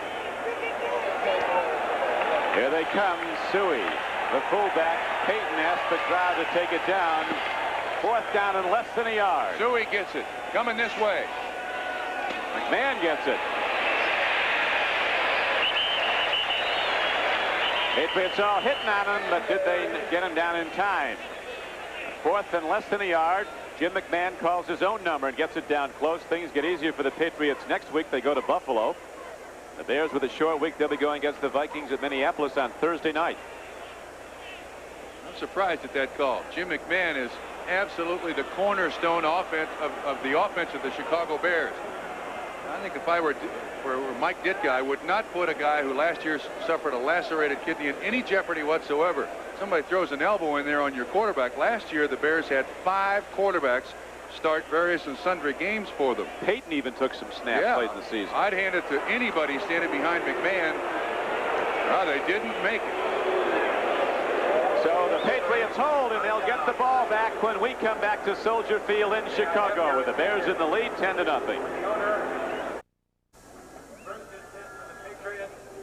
Honey Bear looks to the skies. The Chicago Bears, though, just looked to a yard on fourth down and couldn't get it on a quarterback keep. And so the Patriots take over the ball, but again, deep in their own area. They've been shut out so far. It's 10-0 Bears in the third quarter. 7:49 to play in it. Hard run and a harder hit as Craig James takes it straight ahead. Had a big game against the Packers, running for 99 yards and 12 carries, averaged over 8 yards a rush. Dan Hampton on the tackle there at goose egg on the scoreboard for the New England Patriots, something that the Bears fans are used to. This defense allowed 9 or less points in 8 of the 16 games that they played in 1984, and shut out the Tampa Bay Bucks last week in the second half.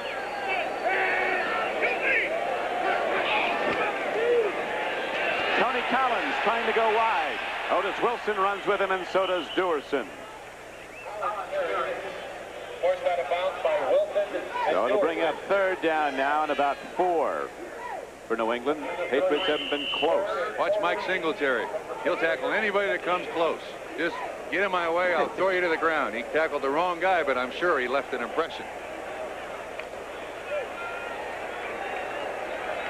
So the Bear defense fired now. They want to stuff everybody they play. And last time on third and long, you remember, went to a draw, got yardage, do it again.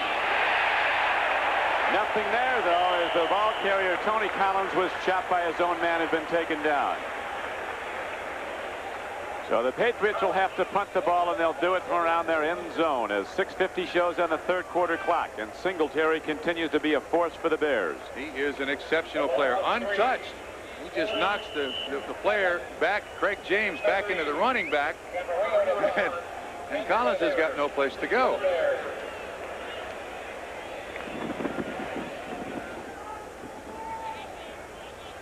Three plays and out once again for the New England Patriots. Camarillo will hit the ball at about his 3. Big rush. He gets it away and really unloads. Taylor back at his 35, has room to return. He's out to the 48-yard line. Taylor Returns the punt. 52-yard punt and a 13-yard return by Ken Taylor. So the Bears, who got down close the last time but couldn't get points, now take over with 6:07 to play in the third quarter. 1st and 10 Chicago, and we come back. Tony Eason can't move the offense on the sidelines as the Bears have the ball back, and his counterpart Jim McMahon comes out with Chicago in the lead 10-0. 1st and 10 Bears. 48-yard line is Chicago. Long ball. Galt is out there. Willie Galt inside the 10-yard line.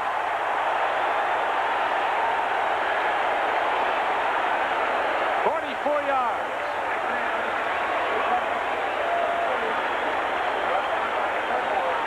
He caught the ball over Ray Claiborne.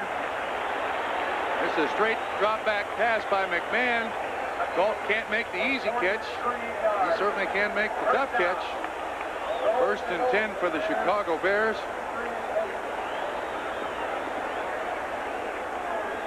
That sure does something for your per catch average. Willie Galt came in. He caught 4 last week for 60 yards. That's his first of the day for 44.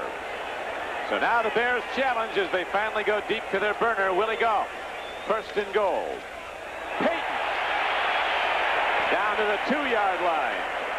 They've just taken the heart out of this New England defense. Just been on the field so long that I think they realize now that the offense is going to have a very difficult time scoring. If they score at all, it's all on the shoulders of this New England defense, and it's a heavy load. And we pause briefly for station identification. This is the NBC television network. You're watching Channel 17, WTVO Rockford.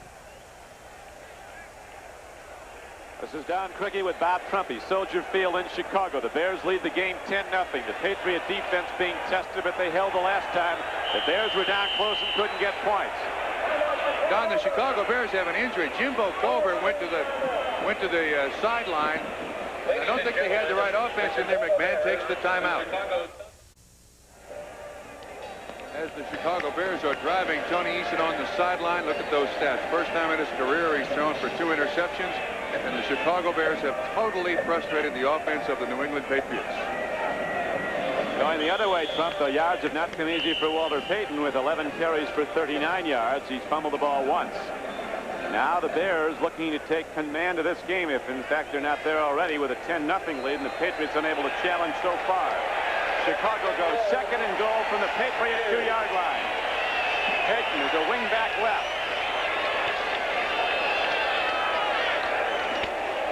Suey, Payton blocks. Matt Suey turns the corner and gets down to the 1-yard line. That's a great tackle by Ray Claiborne to keep him out of the end zone. Outstanding tackle by Ray Claiborne. He allowed a couple of passes over him. Don Blackman, 55 there. You'll see this week. Yeah, he's an excellent blocker. Always has been. But Claiborne is the guy he's trying to block.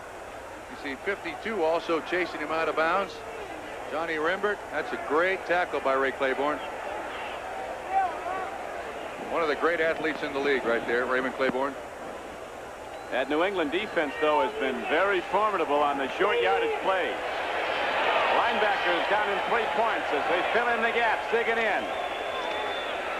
Suey, no signal. Yeah. And still no signal. The ball is down to the goal line, but apparently it's not over. Now they're going to unpile. The referee, Tom Dooley, stepping in. He didn't get there, though. Hey, call a touchdown. Now they call it a touchdown. 30 seconds after the play ended. Tell you what, I think when you go in a pile like that, whether the referee is right or wrong, the signal should be immediate. Because wrestling underneath there, there's no way to know when you unstack. That's a great look at it. As to whether or not Matsui's in there. He gets hit early right there. I can't tell who made the contact. Good job by someone getting in there, but that's a tough call for the officials to make, but I just wish they'd make it quick. Now Kevin Butler's on the field looking to put up a 17th point for Chicago with 4:16 to play in the third quarter.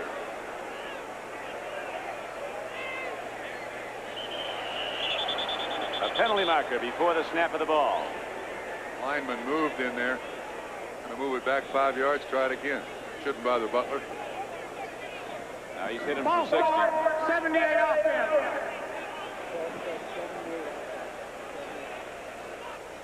Keith Van Horn, the right tackle, was called for the early motion, and so now the ball is set back to the equivalent of a 25-yard field goal.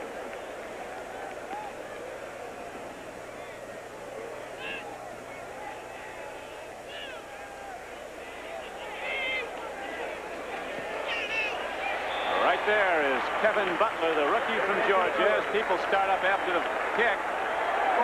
Don Blackman, he's a full load to take on. That's when you're glad you got a helmet on and a face mask. Very few fights in football cause any damage unless it's to the puncher. Broken mitt somewhere. 4 plays, 51 yards, a minute and 51 seconds. And a touchdown by Suey, a 1-yard run set up by the 43-yard pass to Willie Galt. Once again, in all this humanity, the officials determined that Matt Suey is in the end zone. It looks like it. More penalty markers thrown now, Trump, as there's the post-fight aftermath results in a personal foul call coming up. Well, last week, the Chicago Bears had 3 personal fouls called on their linebackers against the Tampa Bay Bucks. You made mention of that in the first half. There was a time a number of years ago when the Bears couldn't win. I was not really convinced that they wanted to win. If they drew blood on you, they were happy. Even in bad years, they've been tough, huh? Oh, yeah. Oh, yeah. You knew you'd play the Chicago Bears, and we didn't. At Cincinnati, we didn't play that often. Sprinkle and Bill George and the boys years ago. Throwing the helmet. Andre Tippett threw his helmet. Rule number 1 when the fight starts, don't take your hat off. Ever. Ever. And always run for the quarterback. He's never going to throw a punch.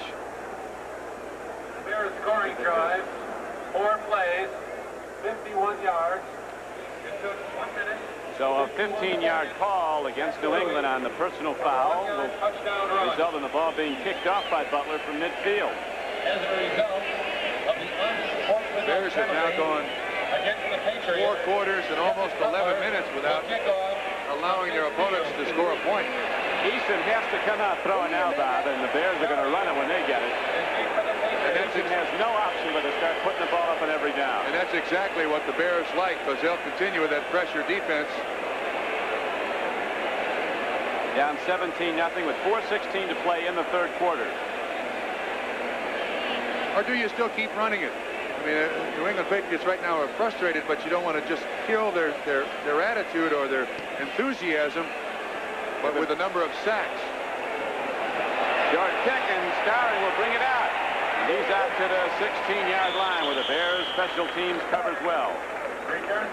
Cliff Thrift led the way as Eason gets his final instructions. The Cardinals now leading Cincinnati 24-14. Houston and Washington having a tight game. And Dejas kicking field goals for the Oilers has brought them back to within 3. Wow. Detroit, this is unbelievable. Dallas Open routing the Redskins 44-14 Monday night, and today the underdog Lions are winning big, and so are the Jets. And a coaching change could be imminent at Buffalo depending on the outcome of that game.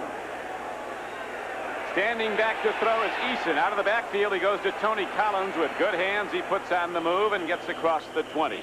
Collins, complete. Pushed out of bounds by Otis Wilson. Miami up on Indianapolis 16-7. That game is now in the third quarter play.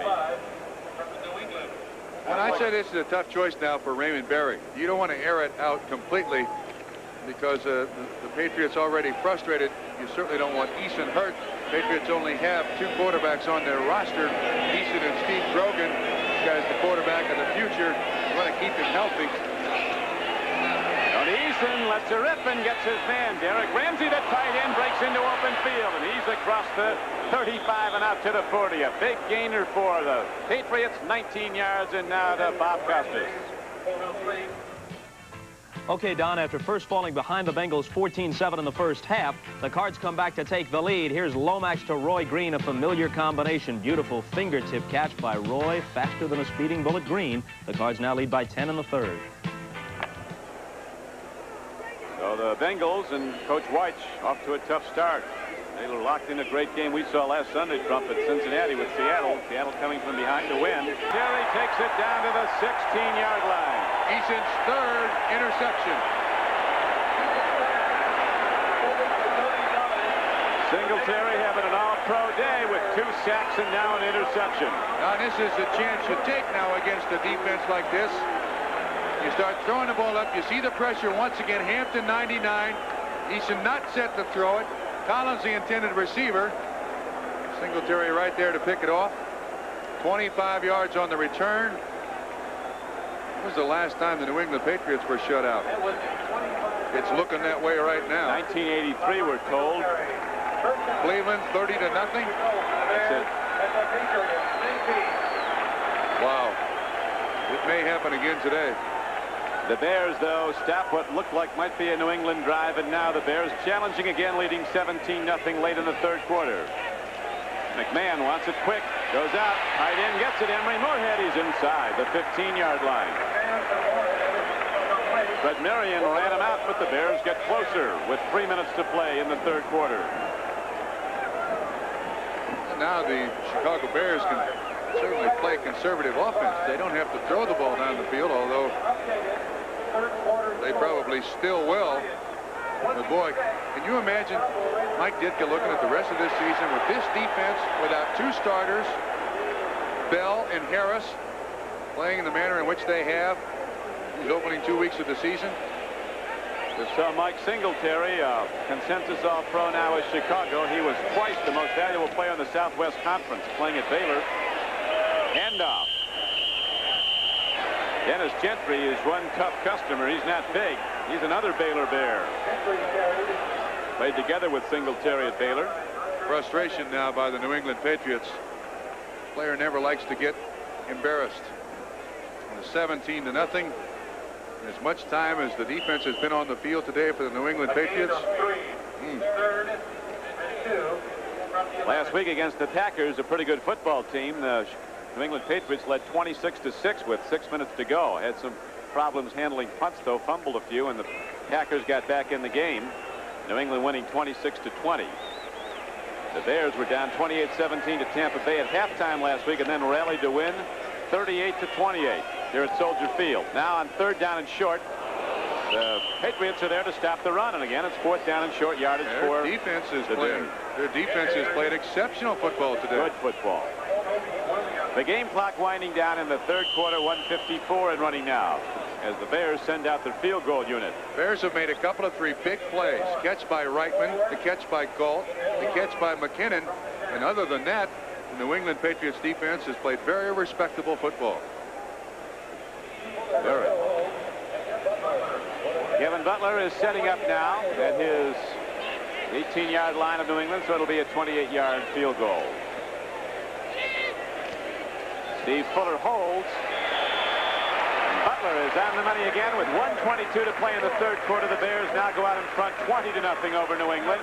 Coach Barry has to go to game plan B, and that's fire away. The National Football League continues next Sunday on NBC Sports. One of the big games of the day, the Cleveland Browns go against the Dallas Cowboys. Other regional games include Denver at Atlanta, Houston at Pittsburgh, San Diego at Cincinnati, New England at Buffalo here on NBC Sports. And in the late starting games, Kansas City plays at Miami and the Jets are at Green Bay. So check your local listings for the game and time in your area. The action gets underway with NFL 85. Your team plays here on NBC Sports. Raymond Berry, one of the greatest handed receivers that ever played the game. Unitas once said of him, the man could catch a BB in the dark. This is his 10th game as the head coach of the New England Patriots. Coming into this ball game, his record as a head coach 5-4. And across the way, Coach Ditka. Not looking like he's got a sure thing in his pocket, although the Bears will be almost impossible to beat now unless Eason can hit the big plays. Again, Starring runs back to kickoff. He's open. And he returns it nicely out across the 30-yard line. Sean Gale down on special teams for the Bears, and Eason and the Patriot offense come back out.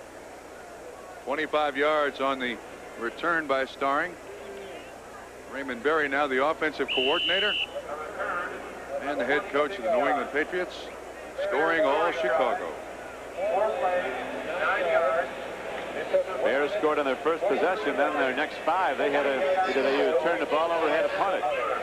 Finally scored on a field goal before halftime. They led at the half 10-0. They've now doubled that to 20-0. Late in the third quarter. Eason throws and completes it to Derek Ramsey, who's out to the 41-yard line, close to a first down. Looks like he got about 9 on the play. Dave Dorson covering. Mets over Montreal, 5-1 in the fifth. Cubs and the Cardinals scoreless. Look at the Blue Jays and the Yankees.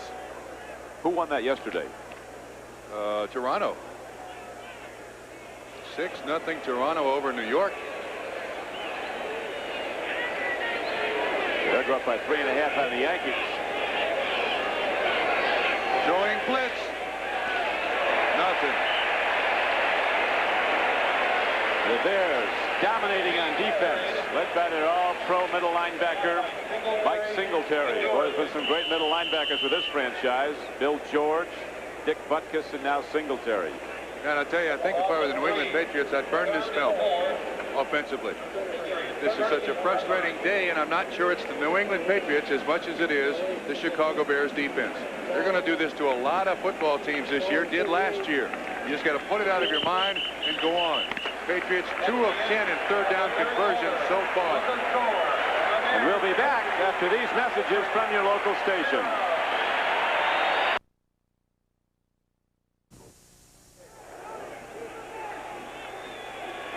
Third down and 4 now for New England. Eason. That's it. Misconnection, and that'll happen because Dorson, the strong safety, again came on a blitz and nailed Tony Eason. Bears are going to go to another quarterback trump when they get the ball back right now. They've got Fuller warming up. James never really looked back at the quarterback. He had no chance whatsoever. Look at the domination. 137 total yards of offense for the New England Patriots, and this is not a bad offensive team. Last week they had 410 yards.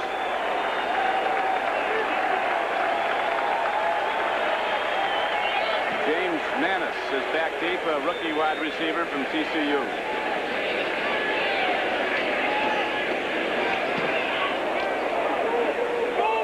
Manis comes up on the ball. It is 19. Pays the price as he goes to the 25-yard line. Now back to NFL 85, Bob. Don, Freeman McNeil is having a terrific day. Watch the tackle by Martin Bayless up around the throat. It precipitated a fight. The Jets didn't appreciate it. I still think Hank Fuller could be the coach of the Buffalo Bills by tomorrow morning. Their owner is very, very unhappy after they played very poorly in the preseason. Huh? 2 games into the season, and tomorrow morning? They were winless in the preseason, were beaten by the Bears 47-14. It almost happened then. New running back in the game now, moving the ball for Chicago is Thomas Sanders, and he breaks it free all the way out to the 45-yard line. This is too bad. For the New England Patriots, 19 yards on the carry. The steam is out of this defense. The offense has not been able to generate anything for New England. Responsibility right on the shoulders of the New England defense, and keeping the Bears to 20 points is not really bad. They've only allowed a couple, 3 big plays, but O'Donohue has kicked another field goal for the Cardinals. They lead the Bengals 27-17 late in the third quarter.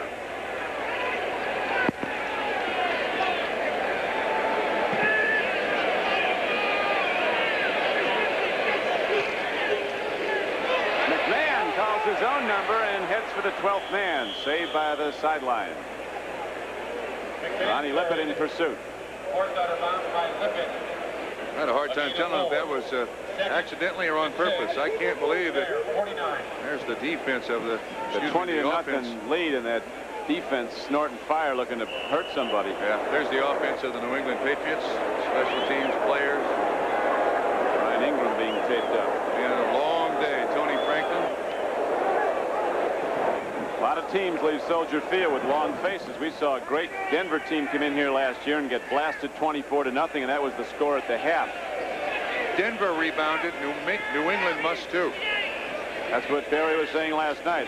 You're going to get it handed to you a lot of days in this league. It's what you do when you have to come back. That was a design rollout. Julius Adams and Toby Williams There to make the tackle. Excuse me, that was Toby Williams. That was a design rollout trying to get the ball to Emery Moorhead, but Toby Williams right there to make the tackle. 43. So the game clock shows 14:25 and running to play as the Chicago Bears have third down and about 12 coming up. Ball position at their 43-yard line. They opened the scoring on their first drive of the day when Jim McMahon hit Dennis McKinnon on a 32-yard scoring pass play. Then shortly before half, Butler kicked a field goal. It was 10-0. Suey got in from less than a yard out to give the Bears a late third quarter lead, 17-0. That has since been extended on a Butler field goal to 20-0. That's how it stands now. McMahon hit full force, and Jim McMahon is down, but he's going to be up. Dennis Sims coming hard. Tell you, the Chicago Bears put Jim McMahon in an awful lot of jeopardy. They don't mind Hard to having believe. him roll out. Leading 20-0. They got a quarterback who was on the injury list. Played his first regular season game last Sunday since November 5th of last year. And they're throwing the ball with a 20-0 lead and letting the guy get a full hit from a 280-pound defensive lineman. Sounds like you don't like that idea. Neither do I, and I'm sure McMahon doesn't either. I know one thing. You're going to end up, the Bears could have a chance to go to the Super Bowl, I think, with this defense, but they're not going to get near it without McMahon. I agree. Give it to Suey, give it to Gentry, give it to anybody but Jim McMahon.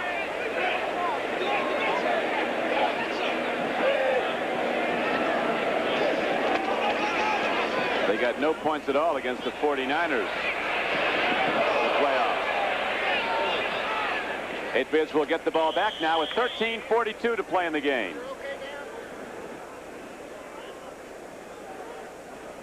And we'll be back to Soldier Field in Chicago right after this.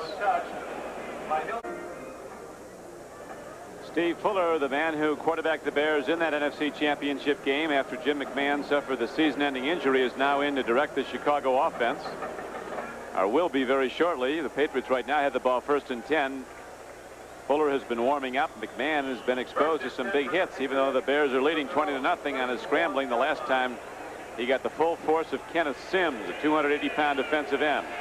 Now Eason and the Patriot offense setting up. They'll have the ball 1st and 10 from their 31-yard line.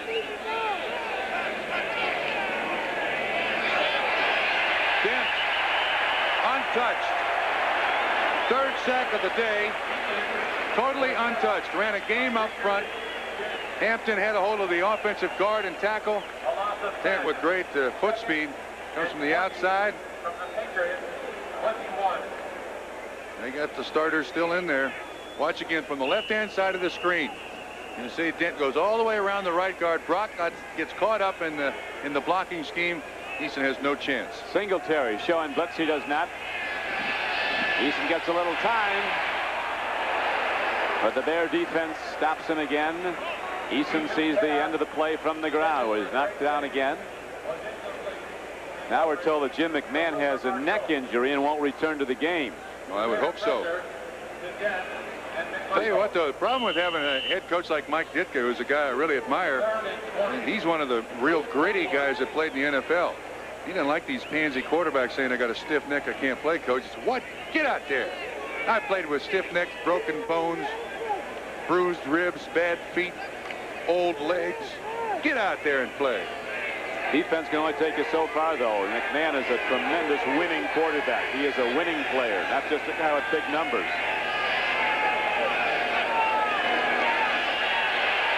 Untouched. Otis Wilson. Now Eason has become a tackling dummy as the New England pass offense is inept at blocking the blitzing Chicago Bears. Last year, the Patriots gave up 66 sacks. Only one team in the NFL gave up more. Atlanta gave up 67. See, the problem is they don't change personnel, Chicago, when they go to this defense. So the offense never has anyone to really key on. The blitz will come from anywhere. Bears' 4th sack today. 6 now on the season. Ditka is also a hard-line NFC man. Spent his whole career as a player and as a coach in the National Conference, and he wants to beat the American Conference as much as he can and by as big a margin as he can. Great punt by Camarillo against an all-out rush. Manis takes it back to his 40. And the Patriots special teamers make the knockdown at the 42-yard line. 50-yard punt, just a 2-yard return. He's been a bright spot for the Patriots. So Camarillo goes off, and we'll be back after this. In his stint in the game, he threw 21 times, completed 13. You can see that's a very serious sore neck. They kept him in, kept him throwing, kept him running. Now they're paying a price. 232 yards, a touchdown, and an interception. He got hurt running to throw with the Bears leading 20-0 in the fourth quarter.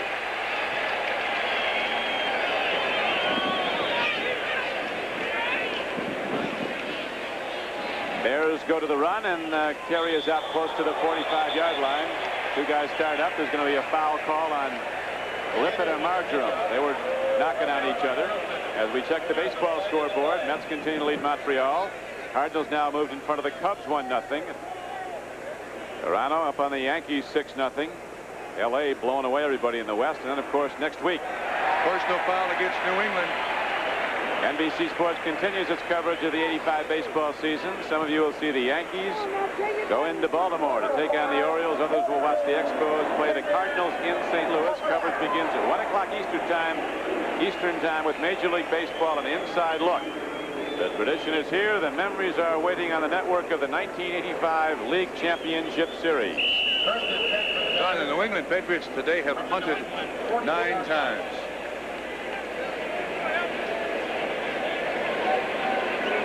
So the ball is down to the 40-yard line. The record for the Patriots in a single game is 11 punts. First and 10, Chicago, with Steve Fuller at quarterback, and the Bears in the lead 20-0. Calvin Thomas.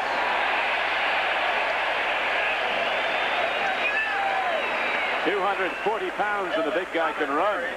Ronnie Lippett on the tackle. They're just blowing away an excellent defense, which is tragic to watch. So much of this game is spirit, enthusiasm. When your offense can't generate any yards or points. 27-20 now. Cincinnati coming back on St. Louis. Jim reached a 47-yard field goal in the fourth quarter. A lot of time to play. 13-20 in that game. Cardinals up by 7.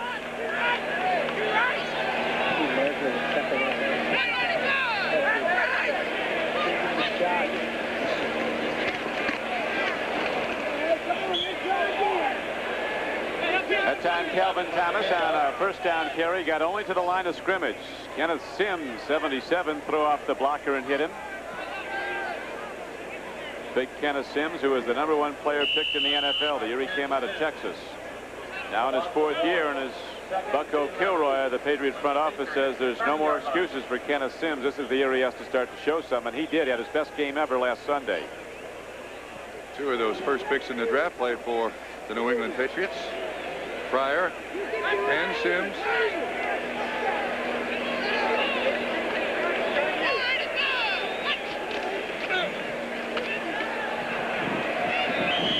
Thomas Sanders on a 2nd down and 10 carry gets to about the 30-yard line. That'll bring up 3rd down and 10 for Chicago. Got an interesting matchup here. Ken Marjoram and Ronnie Lippett are really going at each other at the near side of the field. Oh, look at that. This is a team, the Patriots last year were an excellent running football team, and last week had 208 yards rushing. And just as impressively allowed only 59 to the Packers. So the Bears, you might be looking at a definite contender for the Super Bowl in New Orleans, which you'll see on NBC Sports in January. The Bears seem to have the pieces together. Here's a stick, though, on a blitz by Don Blackman. And Fuller, who was shaken up often last year, has helped from the turf, but he'll stay in the game. And now the Bears will have to punt the ball. Maury Buford comes back out. New England will get the ball with 9:48 to play, the clock running, and the Patriots trailing 20-0. They have never in this game been even remotely close to scoring points. They were across midfield once in the first half. They got to the 49. The next play they were penalized and went back. They were sacked. Not penalized, sacked. That's happened, what, 3 times, 3 sacks. Singletary has 2 4 sacks at the count now. End over and punt by Buford. Pryor fields it at his 10, fair catching the ball.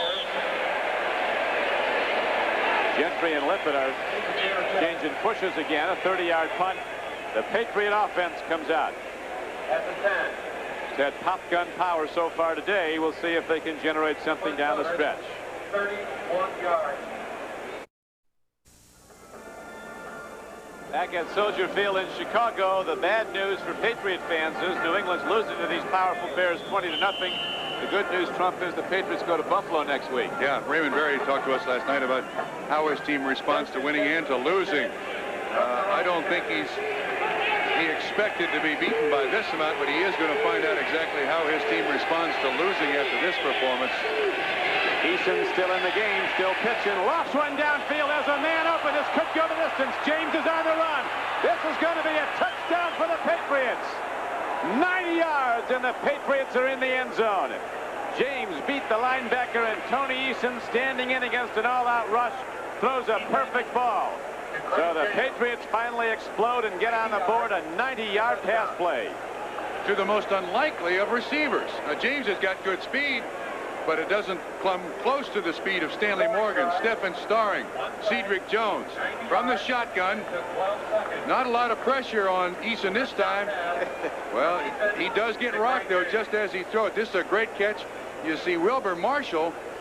I'm surprised that James can outrun Wilbur Marshall. Marshall's supposed to have like 4.6 speed, maybe. James has 4.5. Big play. It's the longest touchdown pass play in the history of the Patriots. Previous longest was 87 yards. And the first time the Bears have allowed a touchdown in the last 6 quarters. Tony Franklin makes a rare appearance this afternoon, hits the point after. Took 12 seconds for Eason to take his drop and unload, and for Craig James to get into the end zone. Look at the big Band-Aid Craig James has on his chin. I wonder if he got that today. Well, Great looking play. That's got to make New England feel a little better. This is a tough throw by Eason because the receiver is going straight away from him, and a very difficult catch made by Craig James. That's right on the money. Made that move away from Wilbur Marshall, and in he goes. Williams finally knocks Singletary off the play. The completion of a 90-yard touchdown pass play from Tony Eason to Greg James, the longest in Patriot history. Do you go for an onside kick here if you're the New England Patriots? Yeah, I think you do. They're certainly not going to give up, that's for sure. In a game that's been so totally dominated by the Chicago Bears, they can retain some respectability here. Scoreboard clicking away now as you see how things stand. Washington and Houston still a field goal separate. That's astounding. Look at this. Wow. Jets now blowing away Buffalo 35-3. That's who the Patriots see next week. The Bills. Rams up on Philadelphia now 17-6. Miami holding to a surprisingly small lead over a big underdog Indianapolis. That game in the 4th quarter. Tony Franklin ready to kick off now for New England. Are deep for the Bears. High kick. Gentry, 4-yard line.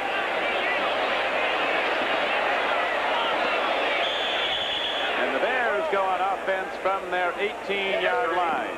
Rod McSwain was down to make the hit. Football action continues next Sunday on NBC. The Browns and the Cowboys meet at Irving, Texas. The Cowboys will be in ill humor here, Trump, after they're getting not only upset but blown out 26-0 by Detroit. Other regional games and some good matchups include San Diego at Cincinnati. Denver goes against Atlanta in the late games, Kansas City at Miami, and the Jets play the Packers at Green Bay. Steve Fuller taking a drop. Running and very well. He gets out to the 27-yard line. Got to head for a gain of about 5 or 6 yards. Johnny Rembert on the tackle. New rule in the NFL. For quarterbacks running like that, if they attempt a hook slide, they are down at that point. You're not supposed to be able to hit them. Just to protect the quarterback a little bit. The panorama of Soldier Field in Chicago. Well, they've had some great games here. Biggest crowd they ever had here, 1927. Notre Dame played Southern California. 123,000 filled Soldier Field. But the stadium has changed a great deal. It can't accommodate 123,000 now, right? 40,000 couldn't see the game. They were just happy to be here.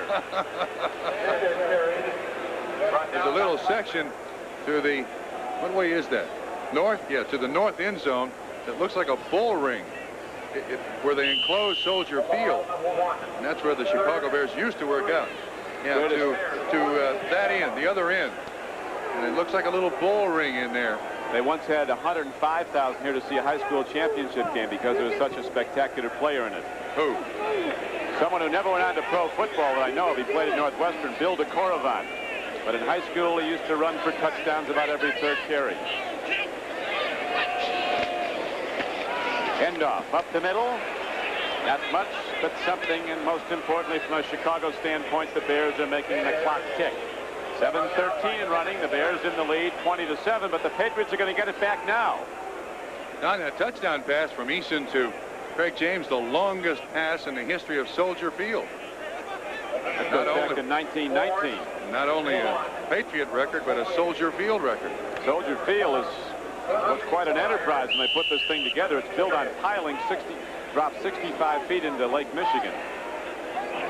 This is the oldest stadium in the NFL, isn't it? I think it has to be. So at any moment, Trump, you could be in Lake Michigan. No. I would think Lambeau Field in Green Bay is probably the only field that has a chance to even be close. And of course, for years, the Chicago Bears played in Wrigley Field. Long in tradition also, the LA Coliseum from 1931, second oldest. Here comes Irving Fryer. Irving came in with the big reputation, got the big bucks, but he's yet to do it for the New England Patriots. 51 yards on the punt, 11 yards on the return. 42-yard punt. Here's the way the rest of the schedule looks for these two ball clubs. Patriots go to Buffalo, then go home to play the Raiders. Bears with tough scheduling have to play at Minnesota on Thursday night, and then they go against the Redskins here at Soldier Field. Tony Eason, whose last throw was good for a 90-yard touchdown pass play, throws another big strike, a 17-yard gain out to the 49-yard line. Cedric Jones caught it. Patriots going with a hurry-up offense now. Bears are playing the prevent, figuring the clock is on their side, even though their lead is now just 13 points.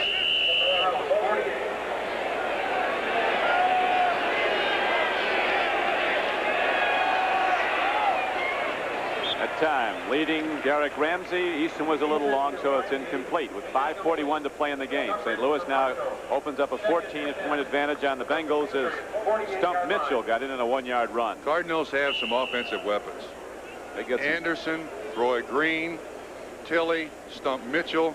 Neil Lomax is now kicking the ball particularly well. They got a great defense, and man, have they got some offensive weapons. They got some great pass rushers. That new guy, Freddie Joe Nunn, Curtis Greer had about 17 sacks last year. Long day for Raymond Berry.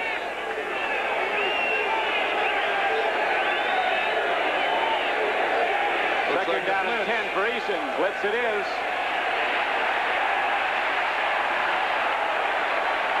Tony Eason goes down hard. Sacked for a 5th time. Steve McMichael, once again, games up front. That time, at least McMichael was blocked. It wasn't a free shot at Eason. You can see all the movement up there. It's very hard for a line that really hasn't been together a great deal. But John Hanna hurt, Haley hurt. Tough team to play when your offensive line is not healthy. Someone said that if you took a team picture of the New England Patriots, it turned out to be an X-ray. It's been a tough start. And of course, one of the future Hall of Famers not here, and it really hurts, and that's John Hanna. Yeah, the hog. He's got a pulled calf muscle. Appears to be a pretty serious injury. He would help in that offensive line. Easton's been sacked 5 times. Losses of 44 yards in the 5 sacks. Raymond Berry staying with him. Berry was so interested in improving Easton's performance. One of the problems with all the sacks last year, they had him backpedaling when he was dropping to throw, and they wanted to see the whole field, but he was slow getting back. Barry and Eason came all the way back to Champaign and looked at game films at the University of Illinois, where he set those 7 NCAA passing records. So he was just a much more effective quarterback taking across that drop. The other thing is, under Ron Meyer, the New England Patriots did not use the shotgun. Tony Eason likes the shotgun, so Raymond Berry put it in. Patriots 2 of 12 in third down conversions today. Right now they face about 3rd and 16, 3rd and 15.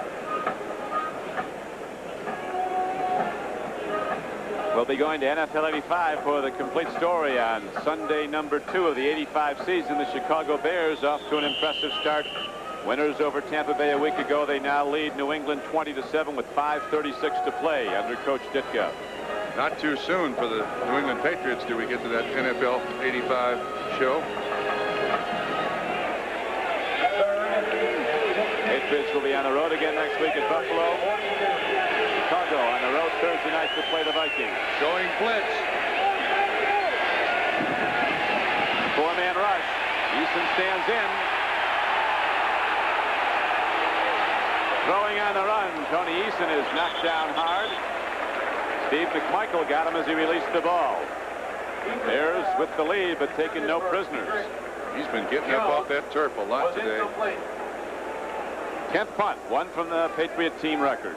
Camarillo has kicked the ball particularly well, but this poor offense just not healthy enough to compete with this ferocious Chicago Bear defense.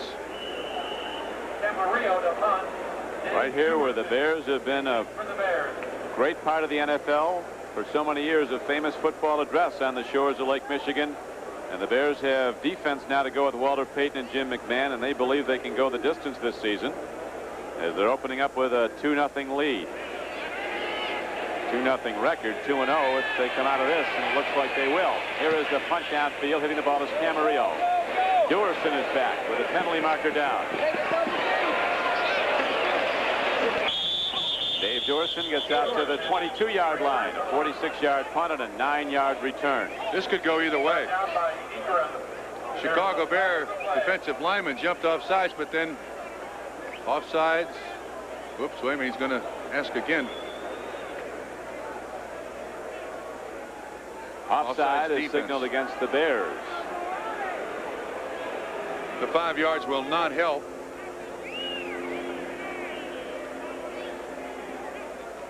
So at 5:15 to play, the Patriots now, let's see, they're going to punt it again. Apparently they are. Camarillo's coming back out.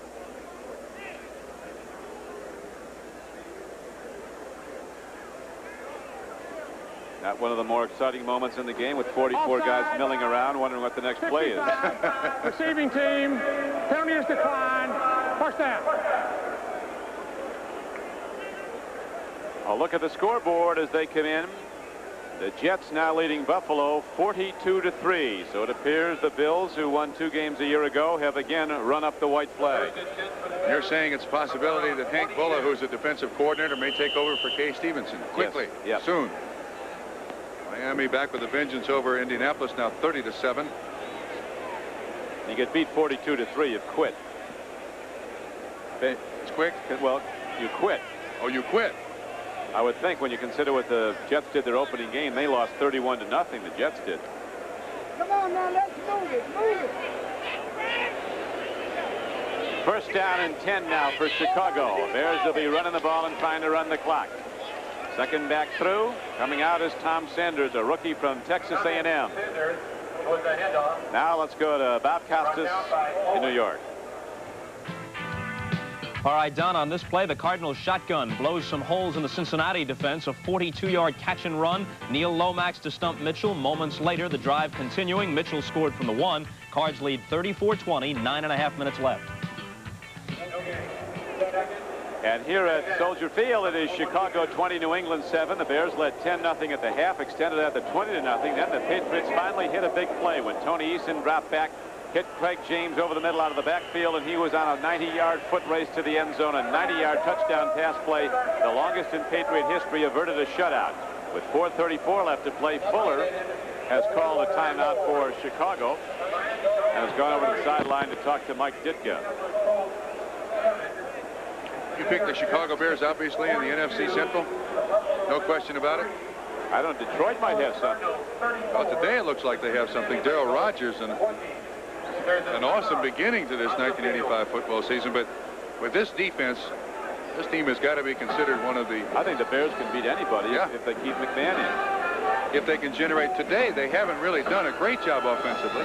They've come up with 3 or 4 big plays. But this is the most stifling defense I can think of in the NFL. There's only one team that really had a chance or did a good job against the Bears, and that was the Super Bowl champion 49ers. Still 6-0 Toronto over New York in the 5th. Mets lead Montreal 5-2 in the 8th. Cardinals up on Chicago 1-0. Those 3 races close. Yankees could be 4.5 back. St. Louis and the Mets, if it stays the same, score-wise, will remain the same. Raymond Berry. The long afternoon that every head coach has to go through. Not over yet, though, and they did hit the big play with 4:34 left to play in the game. Chicago has the ball now, 2nd down and 10. Calvin Thomas is the up-back. He could get it right here.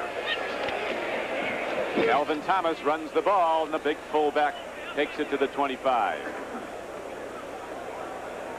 Gain of only 3 yards, though, on the play. It'll bring up 3rd down and 7 as Dennis Owens, a middle guard, nose tackle for the Patriots, made the stop. You can't compliment this New England defense enough. They're still working at it. Owens there on the center, trying to do the best they possibly can. Hold the ball. Game clock down to 4:05 to play as the Bears break the huddle on a sunshiny day in Chicago. When the weather gets tougher here in the Windy City, so do the Bears, and that wind starts to sweep in off Lake Michigan. The defense hurts all the more. Running now, coming ahead with the ball is Tom Sanders, the rookie back, getting some time as Nelson makes the knockdown. Patriots now signal for a timeout with 3:44 to play. Chicago will have to punt the ball back. Got an injury to an offensive lineman of the Chicago Bears, Mark Bortz. He seems to be all right. A player they're very pleased with, a 3rd-year player out of Iowa, free agent. Was a college defensive lineman. After the fashion of the Dallas Cowboys, they converted him to an offensive lineman. 3:44 left to play, so Eason and the Patriot offense gets another crack at it as they now get set to receive a Chicago punt with 4th down and 4 coming up. The only time the New England Patriots have crossed midfield is the touchdown on Craig James. Is that correct? I think well, other than that one time they were at the 49 of the Bears and then got sacked in the first half. That's amazing. Dallas gets on the board now.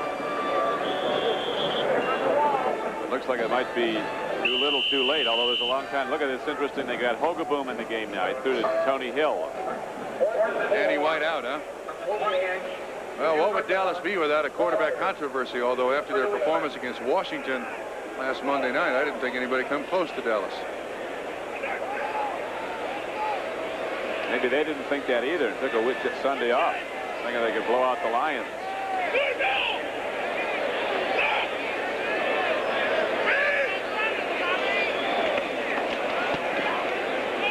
Not too well hit by Buford. Be tough to handle as Fryer goes across.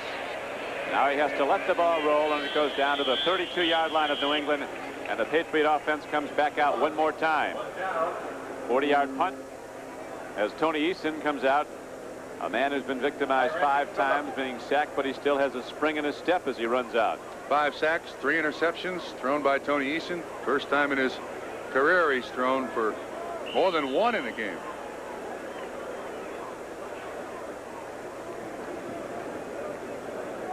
NFL 85 with the story of week 2 coming up as soon as the game is over. 3:33 to play, and the Bears in the lead 20-7. Here's Eason from the shotgun on 1st down. Blitz. Marshall untouched. Wilbur Marshall gets Tony Eason all the way back at the 15-yard line. Look at Eason. Well, he's getting up slower and slower and slower. The Bears run so many games up front. Watch the center, 58. He just can't quite get out there on Marshall, and Marshall is by him. And 22. Pete Brock has just had his head on a swivel today trying to pick up all these blitzers. I'm not sure you can put it totally on his shoulders. Second down and 22 now.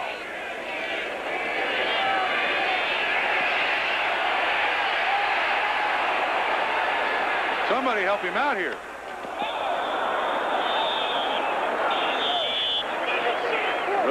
It's incomplete. Buddy Ryan was over there making sure the defensive coordinator for the Bears. Buddy doesn't flatter guys on his team that don't do well. Perry came in. He said, here's a draft mistake. Instead of his cornerbacks last year, we got the 2 worst cornerbacks in the NFL. And all they do is play in the NFC Championship game. I imagine that huddle is pretty quiet.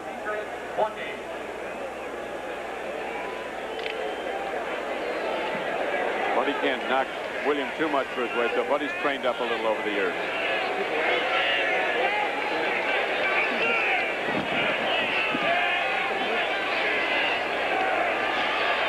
Eason lets her rip. Incomplete at the 25-yard line. A long out. Now we pause briefly for station identification. This is the NBC television network. You're watching Channel 17, WTVO Rockford. We're back at sold-out Soldier Field in Chicago. Don Criqui with Bob Trumpy. 2:57 left to play in the game. Raymond Berry's New England Patriots are trailing the Bears 20-7. They were down 20-0 much of this game. Then hit in a long play, but Eason, the young quarterback from Illinois, who's been sacked a number of times, comes off the field unable to move the team on that set of downs. Raymond Berry, a good psychologist. He's going to have a real job with Tony Eason now, trying to build him up for the rest of this season. Camarillo unloads again, and Dorson takes it at his 28.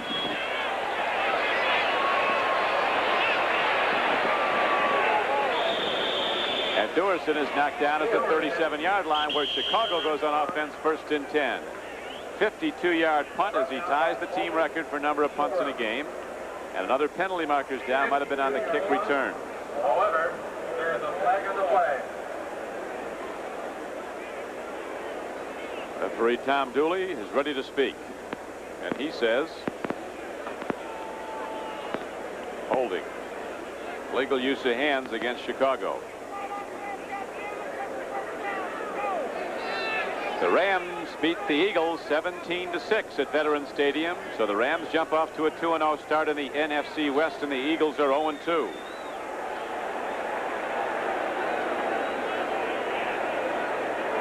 A final score. Look at there. Raymond Berry, Tony Eason. The Eagles 6. Tough day for New England. Tough day for... Kicking team, first down. Tough day for a young man who is going to have a very, very bright future in the NFL. Has already performed very admirably in that class of great quarterbacks that came out in 1983. All of them 6 taken, 5 of the 6 in the AFC East. Eason would rather forget this day. This is his first return to Illinois. He was a real hero for the University of Illinois. An awful lot of Illini fans up there. Oh yeah, he is an excellent player. This guy's going to be one of the stars in the league. He was the 3rd player picked in that quarterback draft of ¡83. Elway was first. Todd Blackledge, who doesn't get it down in with Kansas City, was 2nd. Marino was last. Yep. And Jim Kelly was picked after Eason. Marino was last. Raymond Berry's just got to wipe this game out of his team's mind and go on from here. They got 14 left. Do the best they possibly can. There was a questionable call in Washington a bit ago in a very tight game, and we're going to see it in just a moment. Alvin Thomas turns the corner and gets to midfield. Now let's go to NFL 85 and Bob Costas. Said no. 16-13 Skins. They're still playing, though, I guess. They are still playing. There's a face mask on that. Almost a face mask on that last play. Bears set it up now, 2nd down and 5. They lead the game 20-7, 2:37 to play. Fuller's going to air it out, and he does. Sanders. Fuller and Sanders incomplete. Is it those Marv Throneberry hands? From the Bears. Look at those yards, 366 to 205, and the Bears once again kept their opponents under 300 total yards of offense. This game at this point, not exactly a number that has people on the edge of their seat. That was Steve Fuller's first pass of the 1985 season, incomplete.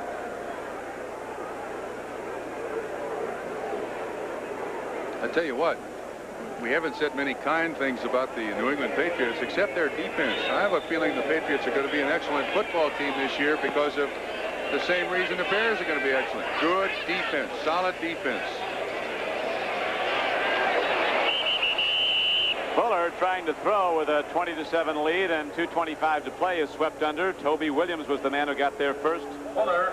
Second sack of the day for the Patriot defense. They've not quit that New England Patriot defense. Trying to keep the ball club in the game as best they possibly could. A loss of 8. But eventually you're going to get tired out there. 4th and 12 for the Bears from their own 41. The Cubs and the Cardinals now tied up at Wrigley Field, 1-1 in the 5th inning. Cincinnati's come back on L.A.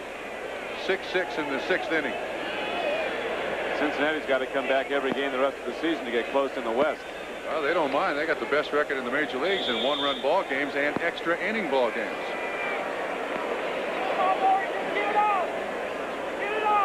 We're down to 2 minutes to play now as the fourth quarter clock winds down, and we'll be back at Soldier Field after this.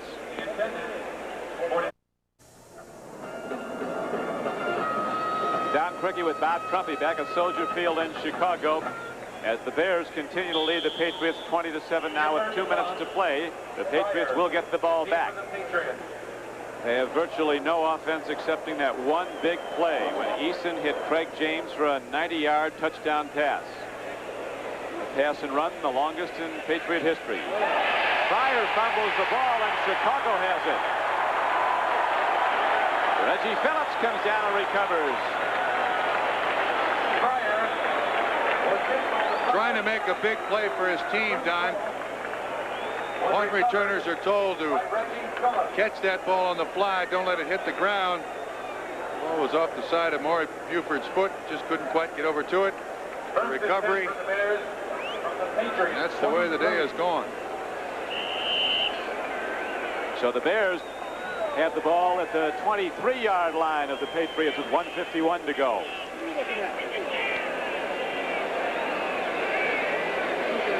New England Patriot defense is slowed to a walk. They've been out there a lot in this second half. Let's see what the Bears do. I'd like to get all they can. They have a 13-point lead with 1:51 to go. Straight ahead run. Gary downfield. Good for about 3 yards as Thomas Sanders ran the ball, and Kenneth Sims knocked him down. Bears now huddling at their leisure. Walter Payton has not played in a long time. It's a bruised rib. It's unusual for the Chicago Bears to win a football game in which Walter Payton doesn't run the ball 20 times.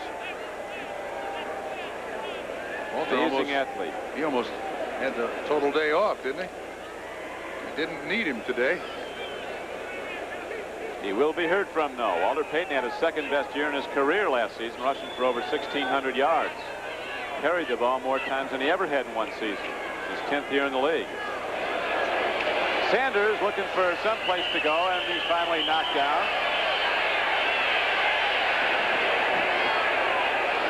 Johnny Rembert caught him. Steve Nelson took a shot at him, but there was no penalty marker. They stopped the clock. Get everybody back in the huddle. That's the best way to stop a fight. Just have them huddle up. Patriot defense sure hasn't quit. Watch Nelson with that right arm. Trying to leave an impression. They lost on the scoreboard. Now there's a timeout with 52 seconds left to play. Bears have the ball, and Chicago leads 20-7. New England Patriots have had 15 drives today. This is the way each drive has ended. In the first half, 3, 5, 5 punts and 2 interceptions. In the second half, 6 punts, an interception, and a touchdown. Right now, the Bears are looking to run out the game, sending Tom Sanders wide right. He crashes down inside and gets inside the 15-yard line. Roland James takes the ball back. Patriots are ready to go at all times. This defense is a good one, and it's very unhappy about the turn of events in this game as New England trails 20-7 with 32 seconds to play. Miami, a 30-13 victor over Indianapolis.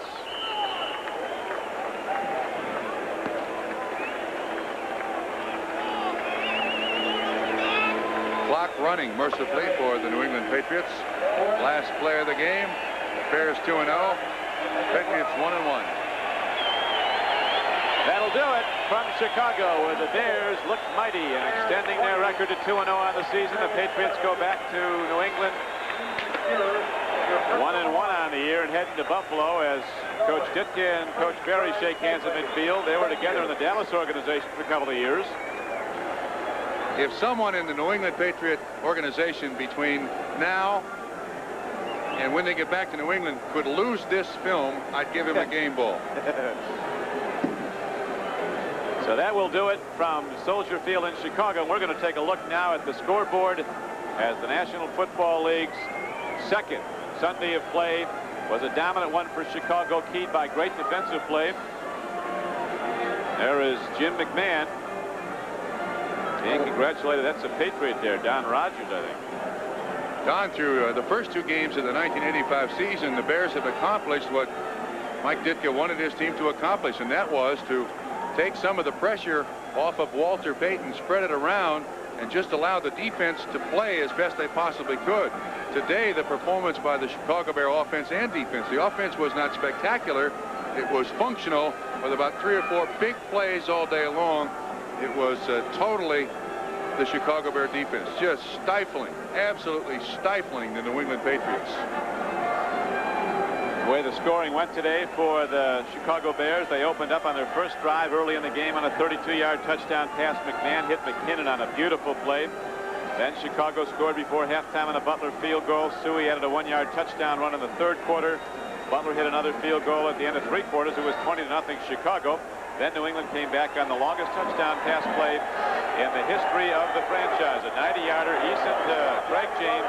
It was 20-7, and that's how it ended. Final score has just come in from the nation's capital. Washington has defeated Houston 16-13. So that controversial play you saw earlier from NFL 85 might turn out to be a very big one.